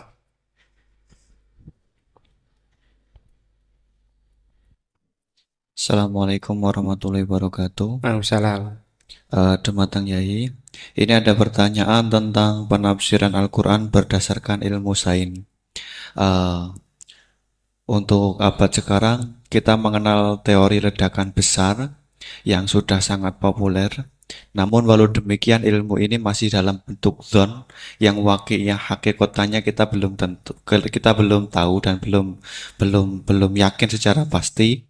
Namun teori ledakan besar ini kemudian disinkronkan dengan Al-Quran dengan penafsirannya bahwa ternyata di dalam Al-Quran itu sudah ada teori ledakan besar. Pertanyaan saya begini, menimbang ilmu teori ledakan besar ini adalah ilmu dzan, ini masih memungkinkan ilmu ini salah, sehingganya penafsiran terhadap Al-Quran ini menimbulkan kekhawatiran, yakni kalau ilmu ini sebenarnya salah, kemudian disinkronkan dengan Al-Quran, nanti ada penyalahan dalam penafsiran. Namun sisi lain terdapat kebaikan, yakni ada banyak orang bicara bahwa Al-Quran turun sekian ratus tahun lalu ternyata di dalamnya memuat teori ledakan besar yang baru muncul abad modern ini. Dari penjelasan ini, pripun monggo Yai tentang penafsiran berdasarkan ilmu yang masih dzon, yang belum hakikatan seperti ini, monggo. Oh nggih. Sing pertama Pak Ulil, yang kedua Pak Anwar. Itu sudah sama-sama keren Pak ya. Nggih. Pak mahasiswa. Pak Ulil apa Ulil? Ulil. Pak Ulil. Ulil apa? Ulil Absor. Sudah Ulil Absar, sudah benar ya. Itu namanya sudah benar. Nggih. Kedua Anwar ya? Kedua Pak Anwar. Sudah gitu dulu. Cekap dua dulu. Sing pertama mungkin nek anu jenengan niki pertanyaan yang pertama, apakah keumuman Al-Qur'an bisa ditaksis sesuai konteks sekarang? Konteks sekarang kekinian niki. Niku pertanyaan yang pertama. Pertanyaan yang kedua, kejadian sains yang sesuai dengan sains, ilmu sains niku apa bisa juga dibenarkan ditafsirkan ke Al-Qur'an? Mengingat ilmuwan-ilmuwan sains sekarang mengatakan bahwa Al-Qur'an itu banyak yang sesuai dengan sains akhir-akhir ini. Nah, seperti ledakan besar niku kalau diarahkan ke Al-Qur'an, apa memang sains itu sebenar-benarnya persis dengan Al-Qur'an atau masih ada kemungkinan nggak sama? Hafal Quran tuh. Buatan apa belum? Tapi hafal juz 30. Nggak betul. Enggak. Ya, Nggih. ini rileks saja ya. Memang saya ulang lagi, memang syaratnya tuh hafal Quran tadi. Enggak, karena begini, saya berkali-kali berdebat sama orang-orang liberal. Sekarang saya tanya, mereka kan senang sekali ya mengutip ayat la ikraha fiddin, bahwa dalam agama itu tidak perlu pemaksaan. Sebetulnya ayat itu jelas ada terusannya qad tabayyana rusydu minal ghayy. Yang benar tentu begitu jelas. Terpisah betul begitu jelas, yang benar ya benar, yang salah ya salah. Sehingga kita tidak perlu memaksa orang, misalnya 2 ditambah 2 itu 4, terus kamu paksa. Kalau nggak mengatakan 4 tak penjara, itu tidak perlu. Kalau orang waras pas bilang 2 tambah 2 4, 1 tambah 1 2. Kebenaran la ilaha illallah itu seperti itu. Kebenaran yang begitu nyata sehingga tidak butuh dipaksa. Jadi sebetulnya la ikraha fiddin itu konteksnya karena kebenaran benar-benar sudah punya eksistensi yang nyata. Untuk diakui itu tidak butuh pemaksaan. Orang seluruh Indonesia kan bilang 1 tambah 1 itu 2. Nggak usah diintimidasi, nanti ditangkap Pak Gatot. Ya tidak perlu. Makanya terusannya aja. Lah repotnya sekarang santri-santri kalau pidato khitobiah di pondok-pondok ya diputus kayak orang liberal. La ikraha fiddin. Itu belum wakaf, masih qad tabayyana rusydu minal. Paham yang saya maksudnya? Sehingga kadang Nabi itu ngendikan secara ekstrim. Misalnya mangqala la ilaha illallah dakhalal jannah. Siapa yang meyakini la ilaha illallah nanti pasti masuk surga. Entah kapan pasti masuk surga. Kalau belum ya antri masih, tapi pasti lah. Terus Nabi sempat ngendikan itu hadis sahih, wa in zana wa in saraka, meskipun pernah punya masa lalu, zina itu fi'il madhi, pernah punya masa lalu, pernah zina, pernah maling. Itu sampai 3 kali sahabat protes. Tapi saya berkali-kali ngomong di ngaji di Jogja, di Bojonegoro, di rumah ngomong. Kebenaran yang absolut, kebenaran yang hakiki tidak bisa terganggu oleh perilaku sosial. Bukan masalah seakan-akan hadis ini membolehkan zina, itu tidak mungkin. Inna wa la ya'muru bil fahsya. Allah tidak akan nyuruh hal yang buruk. Tapi saya beri satu logika, satu analogi. Kalau rektor Al-Azhar kamu tanya, 1 tambah 1 berapa Pak Rektor? Pasti bilang 2. Kamu tanya Amrozi ya bilang 2. Kamu tanya Pak Ahok ya bilang 2. Kamu tanya Anies Baswedan ya bilang 2. Tanya Pak Nusron dia jawab 2. Sama, semuanya jawab 2. Karena kebenaran hakiki pasti absolut. Sekarang misalnya gini, ada ronte dari Hulu Doli misalnya. Kamu tanya, Mbak, 1 tambah 1 itu berapa? Pasti bilang 2. Jangan kamu mentang-mentang imam masjid. Saya tak jawab 3, saya kan imam masjid. Masa sama dengan lonte? Tidak bisa, kebenaran absolut itu pasti sama. Mbok rektor Al-Azhar sama siapapun ya jawabnya sama. Paham yang saya maksud? Sebab itu kadang Nabi ngendikan wa in itu la ilaha illallah itu kebenaran absolut. Lebih absolut ketimbang 1 ditambah 1 2. Sehingga kebenaran absolut la ilaha illallah itu nggak bisa terganggu oleh apapun. Paham ya maksud? Nah itu maksud qad tabayyana rusydu minal.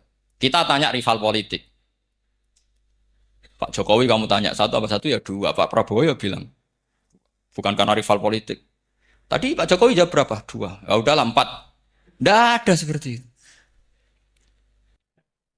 Itu disebut qad tabayyana rusydu. Nah kembali ke ide tadi. Ide bahwa wukuf boleh di mana saja, terus boleh tidak syawal, itu udah ide. Sebenarnya sampean mikir saja itu sudah kriminal. Berarti sampean ngapalkan pikiran salah. Ya. Karena kalau kita diskusikan itu lucu sekali. Karena ya itu sudah begini loh kaidah khilaf itu. Saya kasih tahu. Walaysa kullu khilafin ja'a mu'tabara illa khilafal ladzi khadzum minan nadhari. Tidak semua khilaf itu dianggap satu khilaf, satu perbedaan pendapat kalau kualitasnya nggak sama-sama mutu. Kalau yang satu nggak mutu itu nggak dianggap khilaf, nggak level. Itu tadi misalnya Imam Ghazali ngendikan begini, qala al-Ghazali gini-gini. Pasti saingannya ya qala Nawawi atau qala Al-Qurtubi atau qala siapa. Jangan qala al-Ghazali terus kamu saingi. Menurut Ustadz dari Solo, dari Jogja, wah ya udah level masa Imam Ghazali disaingi. Itu aturannya seperti itu. Ini jelas. Rasulullah sendiri yang ngendikan al-hajju arafah, bahwa syarat sahnya haji adalah wukuf, dan Nabi menyebut. Tentu kita tidak pernah memperbandingkan apa yang disabdakan Nabi dengan yang jadi pikiran mereka. Kalau mereka alasannya karena orang bergumul di situ, di Mina, di Arafah, gara-gara waktunya sama, titiknya sama, terus terjadi kematian gini. Apa yang nggak wukuf di Arafah itu hidup semua. Itu kan kayak dalilnya orang rokok. Rokok mari cepat mati. Oh, sing ora rokok ya mati. Orang-orang jil juga mati. Orang-orang liberal yang pikirannya katanya ingin menyelamatkan kehidupan juga pada akhirnya mereka mati. Mendingan mati di Arafah keren di tanah suci. Bodoh usah begitu. Sebenarnya begini loh. Mereka itu menjadi salah karena nggak mau ngaji fikih secara serius. Saya itu memang menyesal sekali ya. Kenapa sih orang wukuf itu kok dungani suwi barbar itu memang sakiniane. Boy dongo iku yakin pangeran apian sediluk wis tetep dituruti. Gitu aja gak usah lama-lama. Ya kata hikam kan gitu. Ngelingno pangeran udah suwi-suwi. Sing perlu dielingno sing iso lali. Pangeran iso lali kok amen mbok elingno wae kan gitu cara madzhab hikam. Makanya kata madzhab hikam kan gitu. Wa inna ma yunabbahu man yajuzu alaihil ikhfal. Yang boleh diingatkan yang mungkin lupa. Tapi kalau masih ingat ya sudah tidak usah diingatkan lagi. Doa itu sekali saja. Saya ini termasuk korban kitab hikam. Loh, saya itu berkali-kali ke Mekah. Itu saya kalau dongo itu pertama di Multazam berdoa. Itu saya sebagai santri, ya pas di Multazam ingin berdoa lagi. Tapi mesti spontan itu ingat hikam. Yang boleh diingatkan yang mungkin lupa. Akhirnya bilang, ya sudah tadi Gusti, ya gitu dong. Di putaran ketiga bilang, tadi loh Gusti, ya gitu terus. Karena memang saya malu mengingatkan zat yang nggak mungkin lupa. Tapi sampean jangan ikut saya, ini kriminal. Ini termasuk sisi-sisi kriminal ilmu saya. Tapi ilmunya ada, sampean cari di hikam. Wa inna ma yunabbahu man yajuzu alihil ikhfal. Yang boleh diingatkan yang potensi lupa. Mungkin Anda punya dalih. Wah aku dongo mau nunjukno butuh Gus, tapi rakemin disembadani. Ya alhamdulillah aku yang ngono. Tapi tak pikir makom sampean tidak seperti itu. Tetap kepengen disembadani. Lalu pertanyaannya kemudian, kalau kita ngikuti fikih, sebetulnya nggak perlu menumpuk di Arafah. Sama cari di takrib, di mu'in, di semua bab fikih. Wukuf di Arafah itu sah dan nggak perlu muksun. Walau mutarodidan, meskipun hanya jalan-jalan. Bahkan di Fathul Mu'in diberi walau lagi, walau fitolabi abidin. Moro Arafah, golek duit ceblok atau golek apa, ini ya wis sah. Lu andai kan semua melakukan itu mau nge-shift muter saja kan selesai kan? Mari terus dodongkrok di situ lama-lama. Iya enggak? Zaman Fathul Mu'in dihentikan walau mutarodidan lewat tok itu sudah sah. Bahkan walau fitolabi abidin meskipun tidak punya niat wukuf. Pokoknya ke situ, ya sudah nyari-nyari apa. Sing mari menumpuk gara-gara semua itu ingin ideal. Wah mumpung di Arafah, ngentekno Tegal, ngentekno sawah. Wah sudah. Makanya kalau haji itu sama orang yang ngedol Tegal mesti seru. Wah itu nangis. Haji ke orang alim atau orang KBIH gak iso nangis karena malah badi kan dia kan gak pati iso nangis mesti itu. Nah ini kan, nah ini penting saya utarakan. Jadi andikan orang itu ya haji kayak orang-orang alim. Setahu saya orang-orang alim kalau haji ya biasa saja. Sekadarnya. Karena ya dia tahu ini masalah karena nanti ganggu yang lain. Sekadar. Karena kita ini berlebihan. Akhirnya menumpuk di situ. Padahal fikih zaman dulu sudah mengatakan walau mutarodidan fitolabi abike. Jelas itu takbirnya. Masih ingat atau tidak takbir? Harus ingat kan? Jadi ini kan problem kita lagi-lagi tidak hafal. Kita tidak menguasai ngotok fikih. Saya dulu sinau Fathul Mu'in, makanya Gus Zofur itu cerita. Kita ini hidup, Gus Zofur sering cerita ke saya, kita ini hidup berkah. Zaman saya jenengan itu rata-rata teman-teman Fathul Mu'in itu setengah hafal i'anah. Ya karena kompetitornya ya baik, peminatnya ya baik. Dulu saking senengnya Gus Naji sama ilmu itu, beliau pernah ikut Fathul Mu'in era saya. Padahal sudah dari Mekah lama. Saking senengnya ilmu. Jadi kita dulu biasa diskusi dengan Gus Naji, dengan Gus Zofur. Karena saking senengnya ilmu. Ya itu tadi. Karena memang ilmu itu asik. Tapi kita ini belajar fikih itu tidak seperti itu. Kita sudah kayak, ya sudah kayak orang-orang yang nggak mau fikih. Wong nak ndonga ning Arafah gini-gini terus. Ya hanya gitu-gitu dok. Tidak mikir kalau ganggu orang lain gini gue gak dipikir. Itu satu. Jadi menurut saya sampean jangan pernah terlintas bahwa pendapat jil atau apa saja itu pendapat. Walaysa kullu khilafin ja'a mu'tabaro illa khilafal ladzi hadzu minan nadhari. Tidak semua khilaf itu kita hitung khilaf kecuali yang kualitasnya. Kecuali begini kualitasnya agak sama. Misalnya sholat jenazah. Sholat jenazah itu trennya kan mayit di depan, terus imamnya itu di belakang. Lah itu boleh, ada ulama mengatakan nggak apa-apa.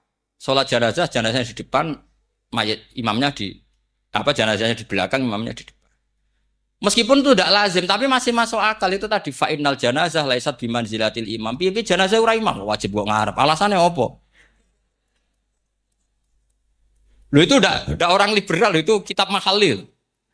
Kaul awal jenazah harus di depan, kaul sani tidak harus. Piye jenazah itu tidak imam. Coba alasannya di depan apa? Dia ada tidak imam. Kalau seperti itu masih khilaf karena sama-sama ulama. Dan khilaf ini dipraktekkan, tapi jangan di sini loh, ya, ini jadi fitnah. Saman tak cerita nih, saman kalau haji itu tiap ba'dal maktubah ada sholat jenazah enggak? Enggak, saman jawab saja. Yang pernah haji, tiap maktubah kan ada sholat jenazah. Itu jenazahnya di depan apa di kamar mayat? Loh, itu bukan goib loh, orangnya masih belum dikubur. Enggak, saman jawab saja. Di kamar mayat, enggak semuanya dibawa ke depan. Artinya ada konteks tertentu, mungkin kaul itu yono gunane dalam konteks Mekah karena orangnya banyak sibuk, ora kober gawa napa? Jenazah. Tapi dalam konteks Indonesia ya suul adab. Wong keren pisan kok ngarepe kok ora oleh gitu. Jadi maksud. Ya kalau kiai kan biasa kok ngarep keren. Misalnya jenazah wong awam kesempatan sak ngarepe kiai yo pas mati kowe kok ora oleh gitu. Jadi cara kula itu kan. Nah, iya misalnya orang awam goblok mati. Jenazah dah kok nggak guri. Jadi yo apa jadi ngarepe kiai pisan kok ora oleh gitu loh. Jadi merasa itu. Tapi kalau kamu mengatakan ini fardu ain, kalau nggak di depan nggak salah, alasan Anda apa? Ini tuh udah imam. Yang wajib di depan kita ini kalau imam. Lah seperti itu khilaf. Ini cerita khilaf. Mutu, alasannya sama-sama mutu.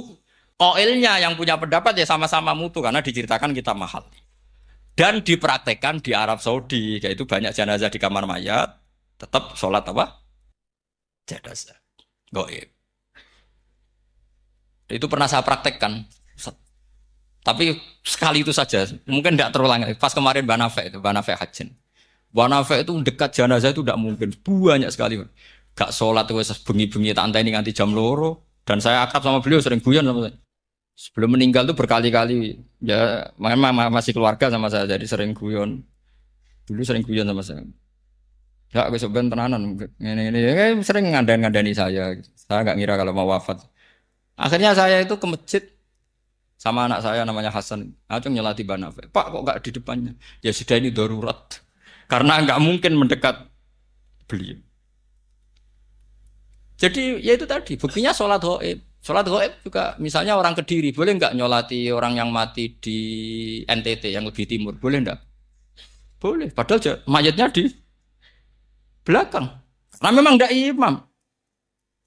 Lah kalau seperti itu khilaf. Ini cerita kalau seperti itu khilaf meskipun agak-agak kontroversi tapi kualitasnya masih waras lah masih bagus. Sampai kalau nggak percaya cari di mahal di bab jenazah. Kalau mahalnya ada di Qalyubi, tapi jelas saya yakin itu ada. Saya tidak donan yakin ya. Kalau nu mulang, ya mulang terus tidak punya masalah ingatan. Jadi ingat betul kalau takbir itu ada. Gitu. Jadi saya ingat betul kalau takbir itu ada. Nah terus pertanyaan kedua dari Kang Anwar tadi itu memang problem ya. Tapi itu bisa diatasi lewat seni menulis. Biasanya kalau seorang penulis, apalagi di Indonesia itu kan gampang sekali. Kalau kata itu bisa bias atau majas, kan bisa dikasih tanda kutip. Dikasih tanda apa? Kutip. Itu memang nyata ya. Saya pernah berdebat berkali-kali. Saya kan satu tim ya dengan Pak Zeni, dia seorang profesor, juga pernah tanya Gus Wafi, putrane Mbah Mun saat di Syria. Zaman itu saya Ramdan Al-Ghouti masih hidup. Saya itu punya komunitas dokter. Ini cerita nyata ya. Yang dia tanya gini, Pak Bahak, kita-kita ini ahli embriologi. Dan tidak pernah ada ceritanya ada segumpal darah dalam proses embriologi. Yang ada itu sekian zigot yang berhasil nempel di dinding rahim itu nanti yang jadi janin.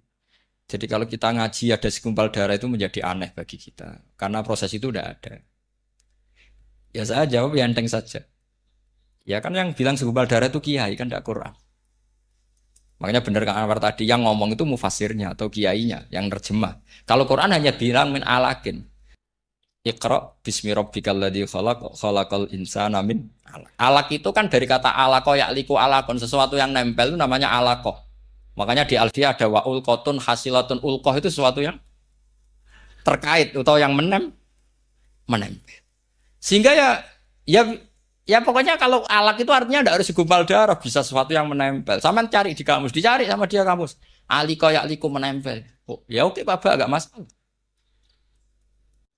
Nah, lalu kalau kita memaksakan itu bukti ilmiahnya Quran, ya resiko juga. Nanti ada penelitian yang berbeda. Makanya kita bisa memanfaatkan tanda kutip. Kalau lafadz itu majas, atau kata itu majas, kalimat itu majas. Atau kita menganalisis secara balaghah min jinsi dzalikat dam. Misalnya begini. Saya kalau sedang benci Anda, saya akan bilang kamu itu membawa WC. Wong tak melete gawa WC ngalor ngidul. Karena di perut kita memang ada kotoran. Berarti kita ini WC yang melaku ngalor ngidul. Oke, itu saat kita benci manusia. Coba sampean lihat di kitab tasawuf. Faqih fatatakabbar wa anta kanafun minal aknam kan disebut. Kamu kok sombong kowe iku WC. Tapi nanti kalau kamu ngaji di alam rohani, kamu disebut laqad khalaqnal insana fi ahsani. Artinya bisa saja alakin ini benar-benar maknanya segumpal darah. Tapi dalam konteks manusia, jenis kamu adalah jenis segumpal darah. Bukan dalam proses embriologi mengalami segumpal darah. Kita masih bisa berkelit. Asal kamu ilmunya banyak, hafalaman banyak, tetap bisa berkelit. Problemnya kadang kita tidak punya ilmu. Loh ya ini kisah nyata. Jadi kemarin, entah tanggal berapa saya lupa, itu kan Kemenak datang ke Yai, ke Mbah Mun, ke Gus Yofur. Di antara usul saya seperti itu. Mbok terjemah Kemenak, kalau yang terkait sain itu dikasih bahasa yang bias. Karena nanti kalau tidak bias, ini nanti ada penelitian kelihatan Quran dianggap loh ya, dianggap salah. Sebenarnya salah yang terjemah.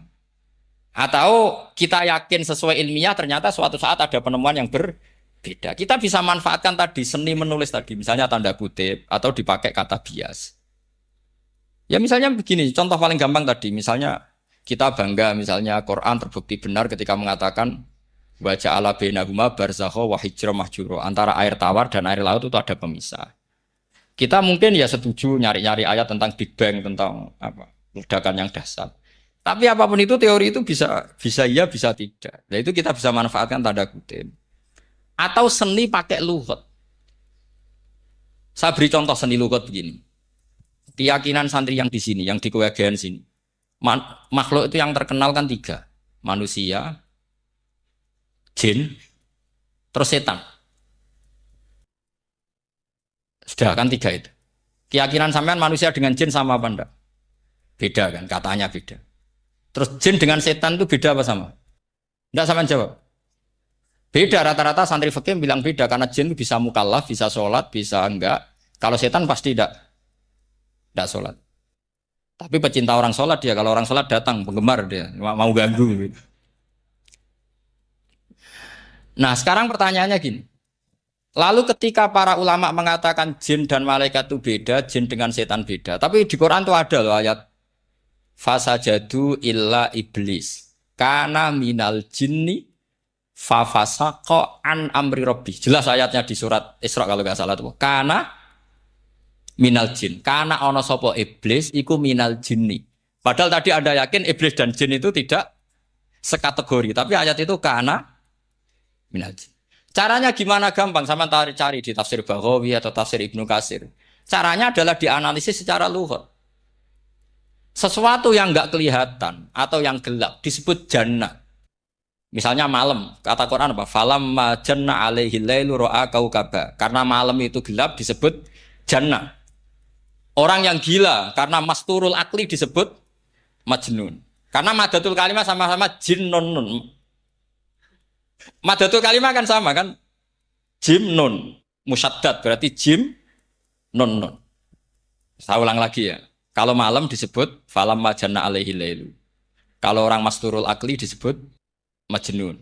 Orang dalam kandungan disebut janin. Kullu dzalika yusamma bidzalik li'annahu mastur. Semua dinamakan itu karena mastur tidak kelihatan.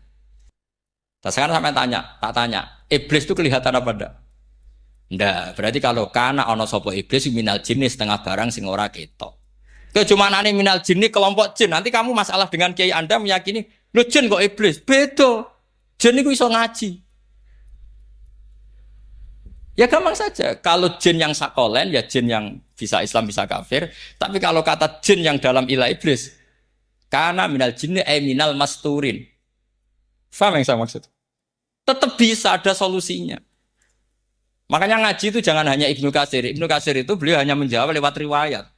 Beliau jarang bermain di lafadz. Tapi kalau sampean ngaji kayak tafsir Baghawi, kayak tafsir apa itu? Subhanallah. Ya Baghawi terus Bedawi. Itu nganalisnya sering pakai lafadz dan itu menjadi mudah. Misalnya lagi begini.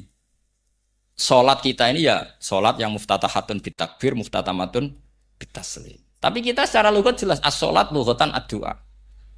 Dan ada lafadz di Quran yang nggak mungkin kita maknani salat itu dengan makna salat yang mustalah alaihin tal fuqaha, yaitu di ayat khud min amwalihim shadaqatan tutahhiruhum wa tuzakkihim biha wa sholli alaihim inna sholataka sakanullah. Muhammad, kalau ada orang zakat ke kamu, sholli alaihim, kamu harus mensolati mereka. Wong cek urip kok di solati. Pasti maknane sholli ai utulahum, kamu mendoakan. Terus inna sholataka sakanulahum ai du'auka sakanulahum, doa kamu membuat mereka Faham sih kalau maksud?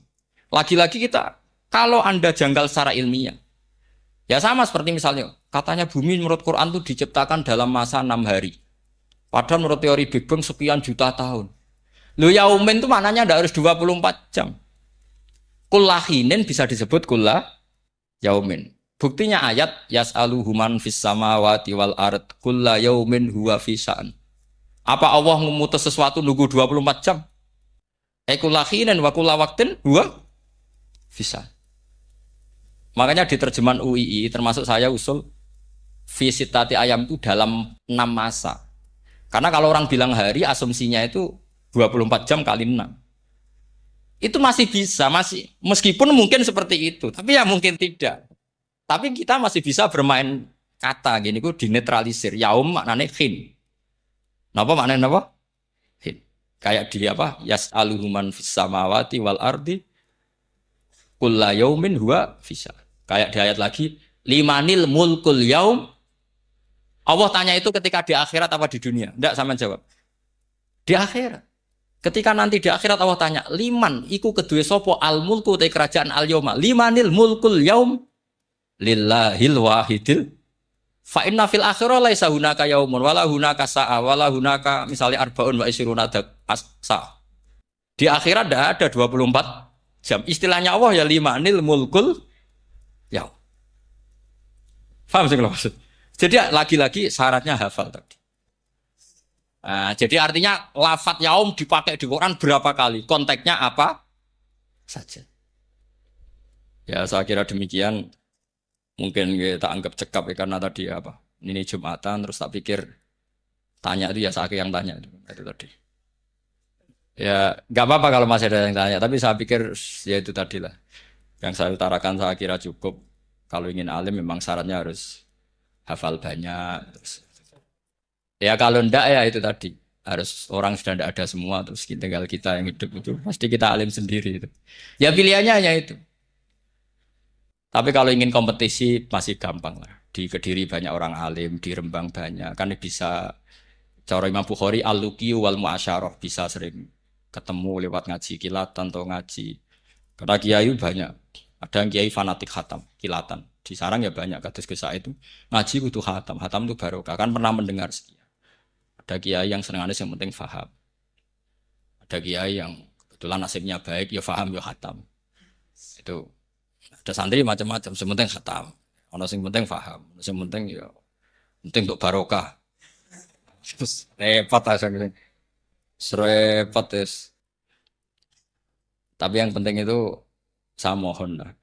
Kalau orang lain tahu Quran lewat terjemah kita, kalau bisa jangan. Kita ini ngaji Jalalain, ngaji tafsir Sawi, ngaji macam-macam.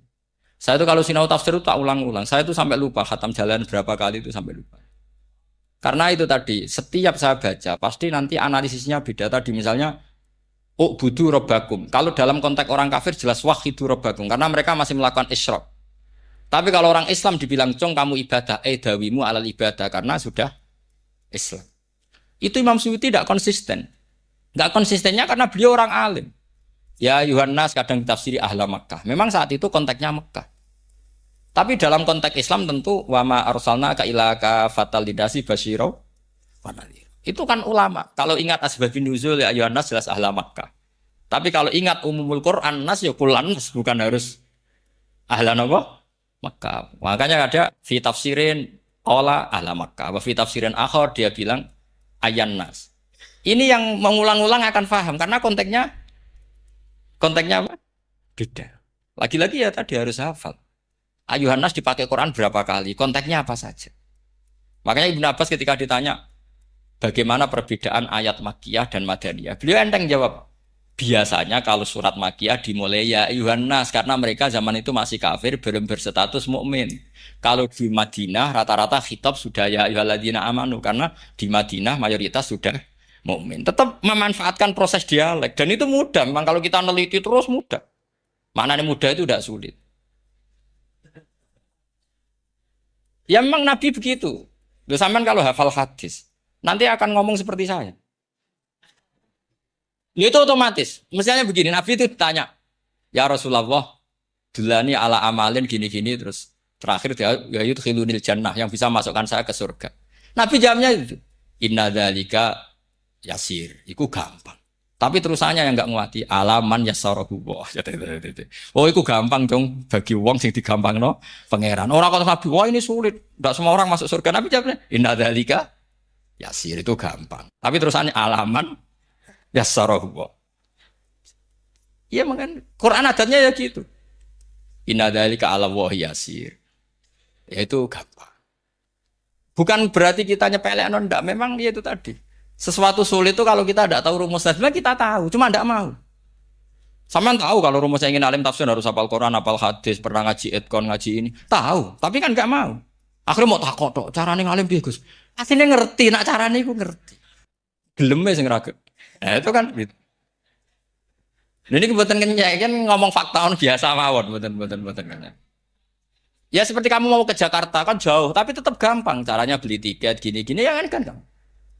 Ya kalau ingin alim tafsir satu hafal Quran, dua minimal setengah hafal Jalalain.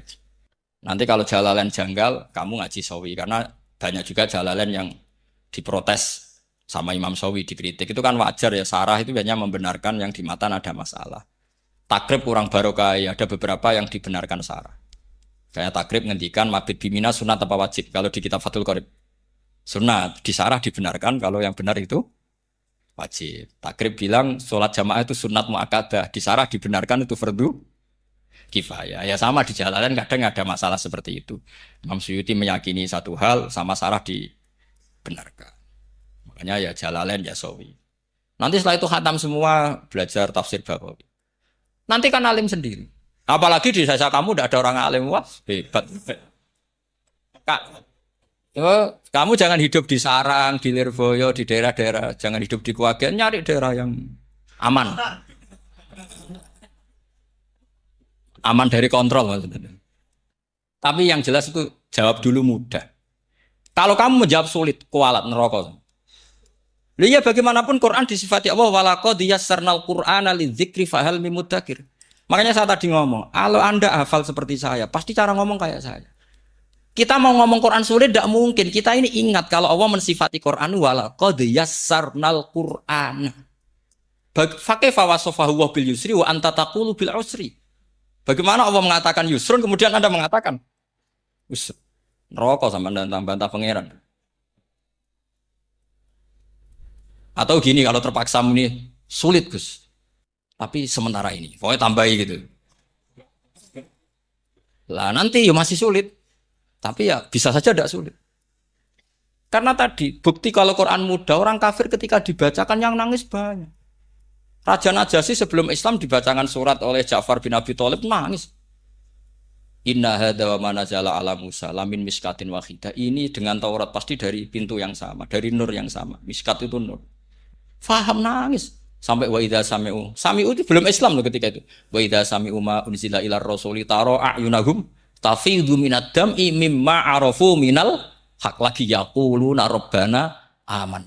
Artinya fahimu khina kanu fil kufur. Mereka faham ketika masih kafir. Karena muyassar, Quran itu muyassar. Faqih fala tafham. Wa anta tata'alam kutuba kadza wa kadza wa takhtimu kutuba kadza kadza. Kok ijek kadza. Lah ku entek kadzane. Ini bukan kritik, ini pelurusan. Sampeyan jangan sensitif, kok cah wedok yang kandhani sensitif mutung. Ini pelurusan. Jelas Quran disifati walaqad yassarnal Qur'ana lidzikri fahal mim muddakir. Dan itu nyata, saya ulang lagi itu nyata. Sampai yang saya ceritakan di makalah ini ada orang Bedui, ada seorang khotib khutbah, fa warabbis sama'i wal ardi innahu lahaqqum mitsama annakum tantiqun. Arabinya tanya sama Pak Khotib, itu kan artinya kan demi Tuhannya langit dan bumi. Si Arabi tanya Pak Khotib, yang bikin murka Allah itu siapa? Kok sampai Allah terpaksa sumpah? Karena si Arabi tahu, orang sampai sumpah itu pasti karena tersinggung. Kalau nggak tersinggung ngapain Anda sumpah? Dalam kehidupan sehari-hari kalau kita sampai sumpah itu karena tersinggung. Kita ditagih orang, misalnya sesuk tak sahur. Ditagih lagi bilang kita tak sahur. Nggak serah percaya bang, wallahi sesuk tak sahur. Kalau orang sumpah itu karena tersinggung. Ternyata betul. Sampai cek di Quran. Kalau Allah memulai surat dengan sumpah, pasti terusannya Allah itu duka atau marah karena sumpah itu untuk yang tersinggung. Makanya di Balaghah diterangkan kalau kaidah normal, kondisi normal kamu harus bilang Zaidun qaimun. Kalau mukhatab ada indikasi tidak percaya, kamu bilang inna Zaidan qaimun. Kalau selalu kelihatan tidak percaya, kamu harus bilang wallahi inna Zaidan laqaimun. Ya enggak di ilmu balaghah. Lah iya itu kan Arabi saja paham. Kamu yang ngaji Jahrul Makno enggak paham kan aneh. Makanya itu penting. Lagi-lagi walaqad yassarnal Qur'ana lidzikri fahal. Ya doa ini bagian ustadz yang pun khusyuk nih kan donga ning bersane niki. Ampun.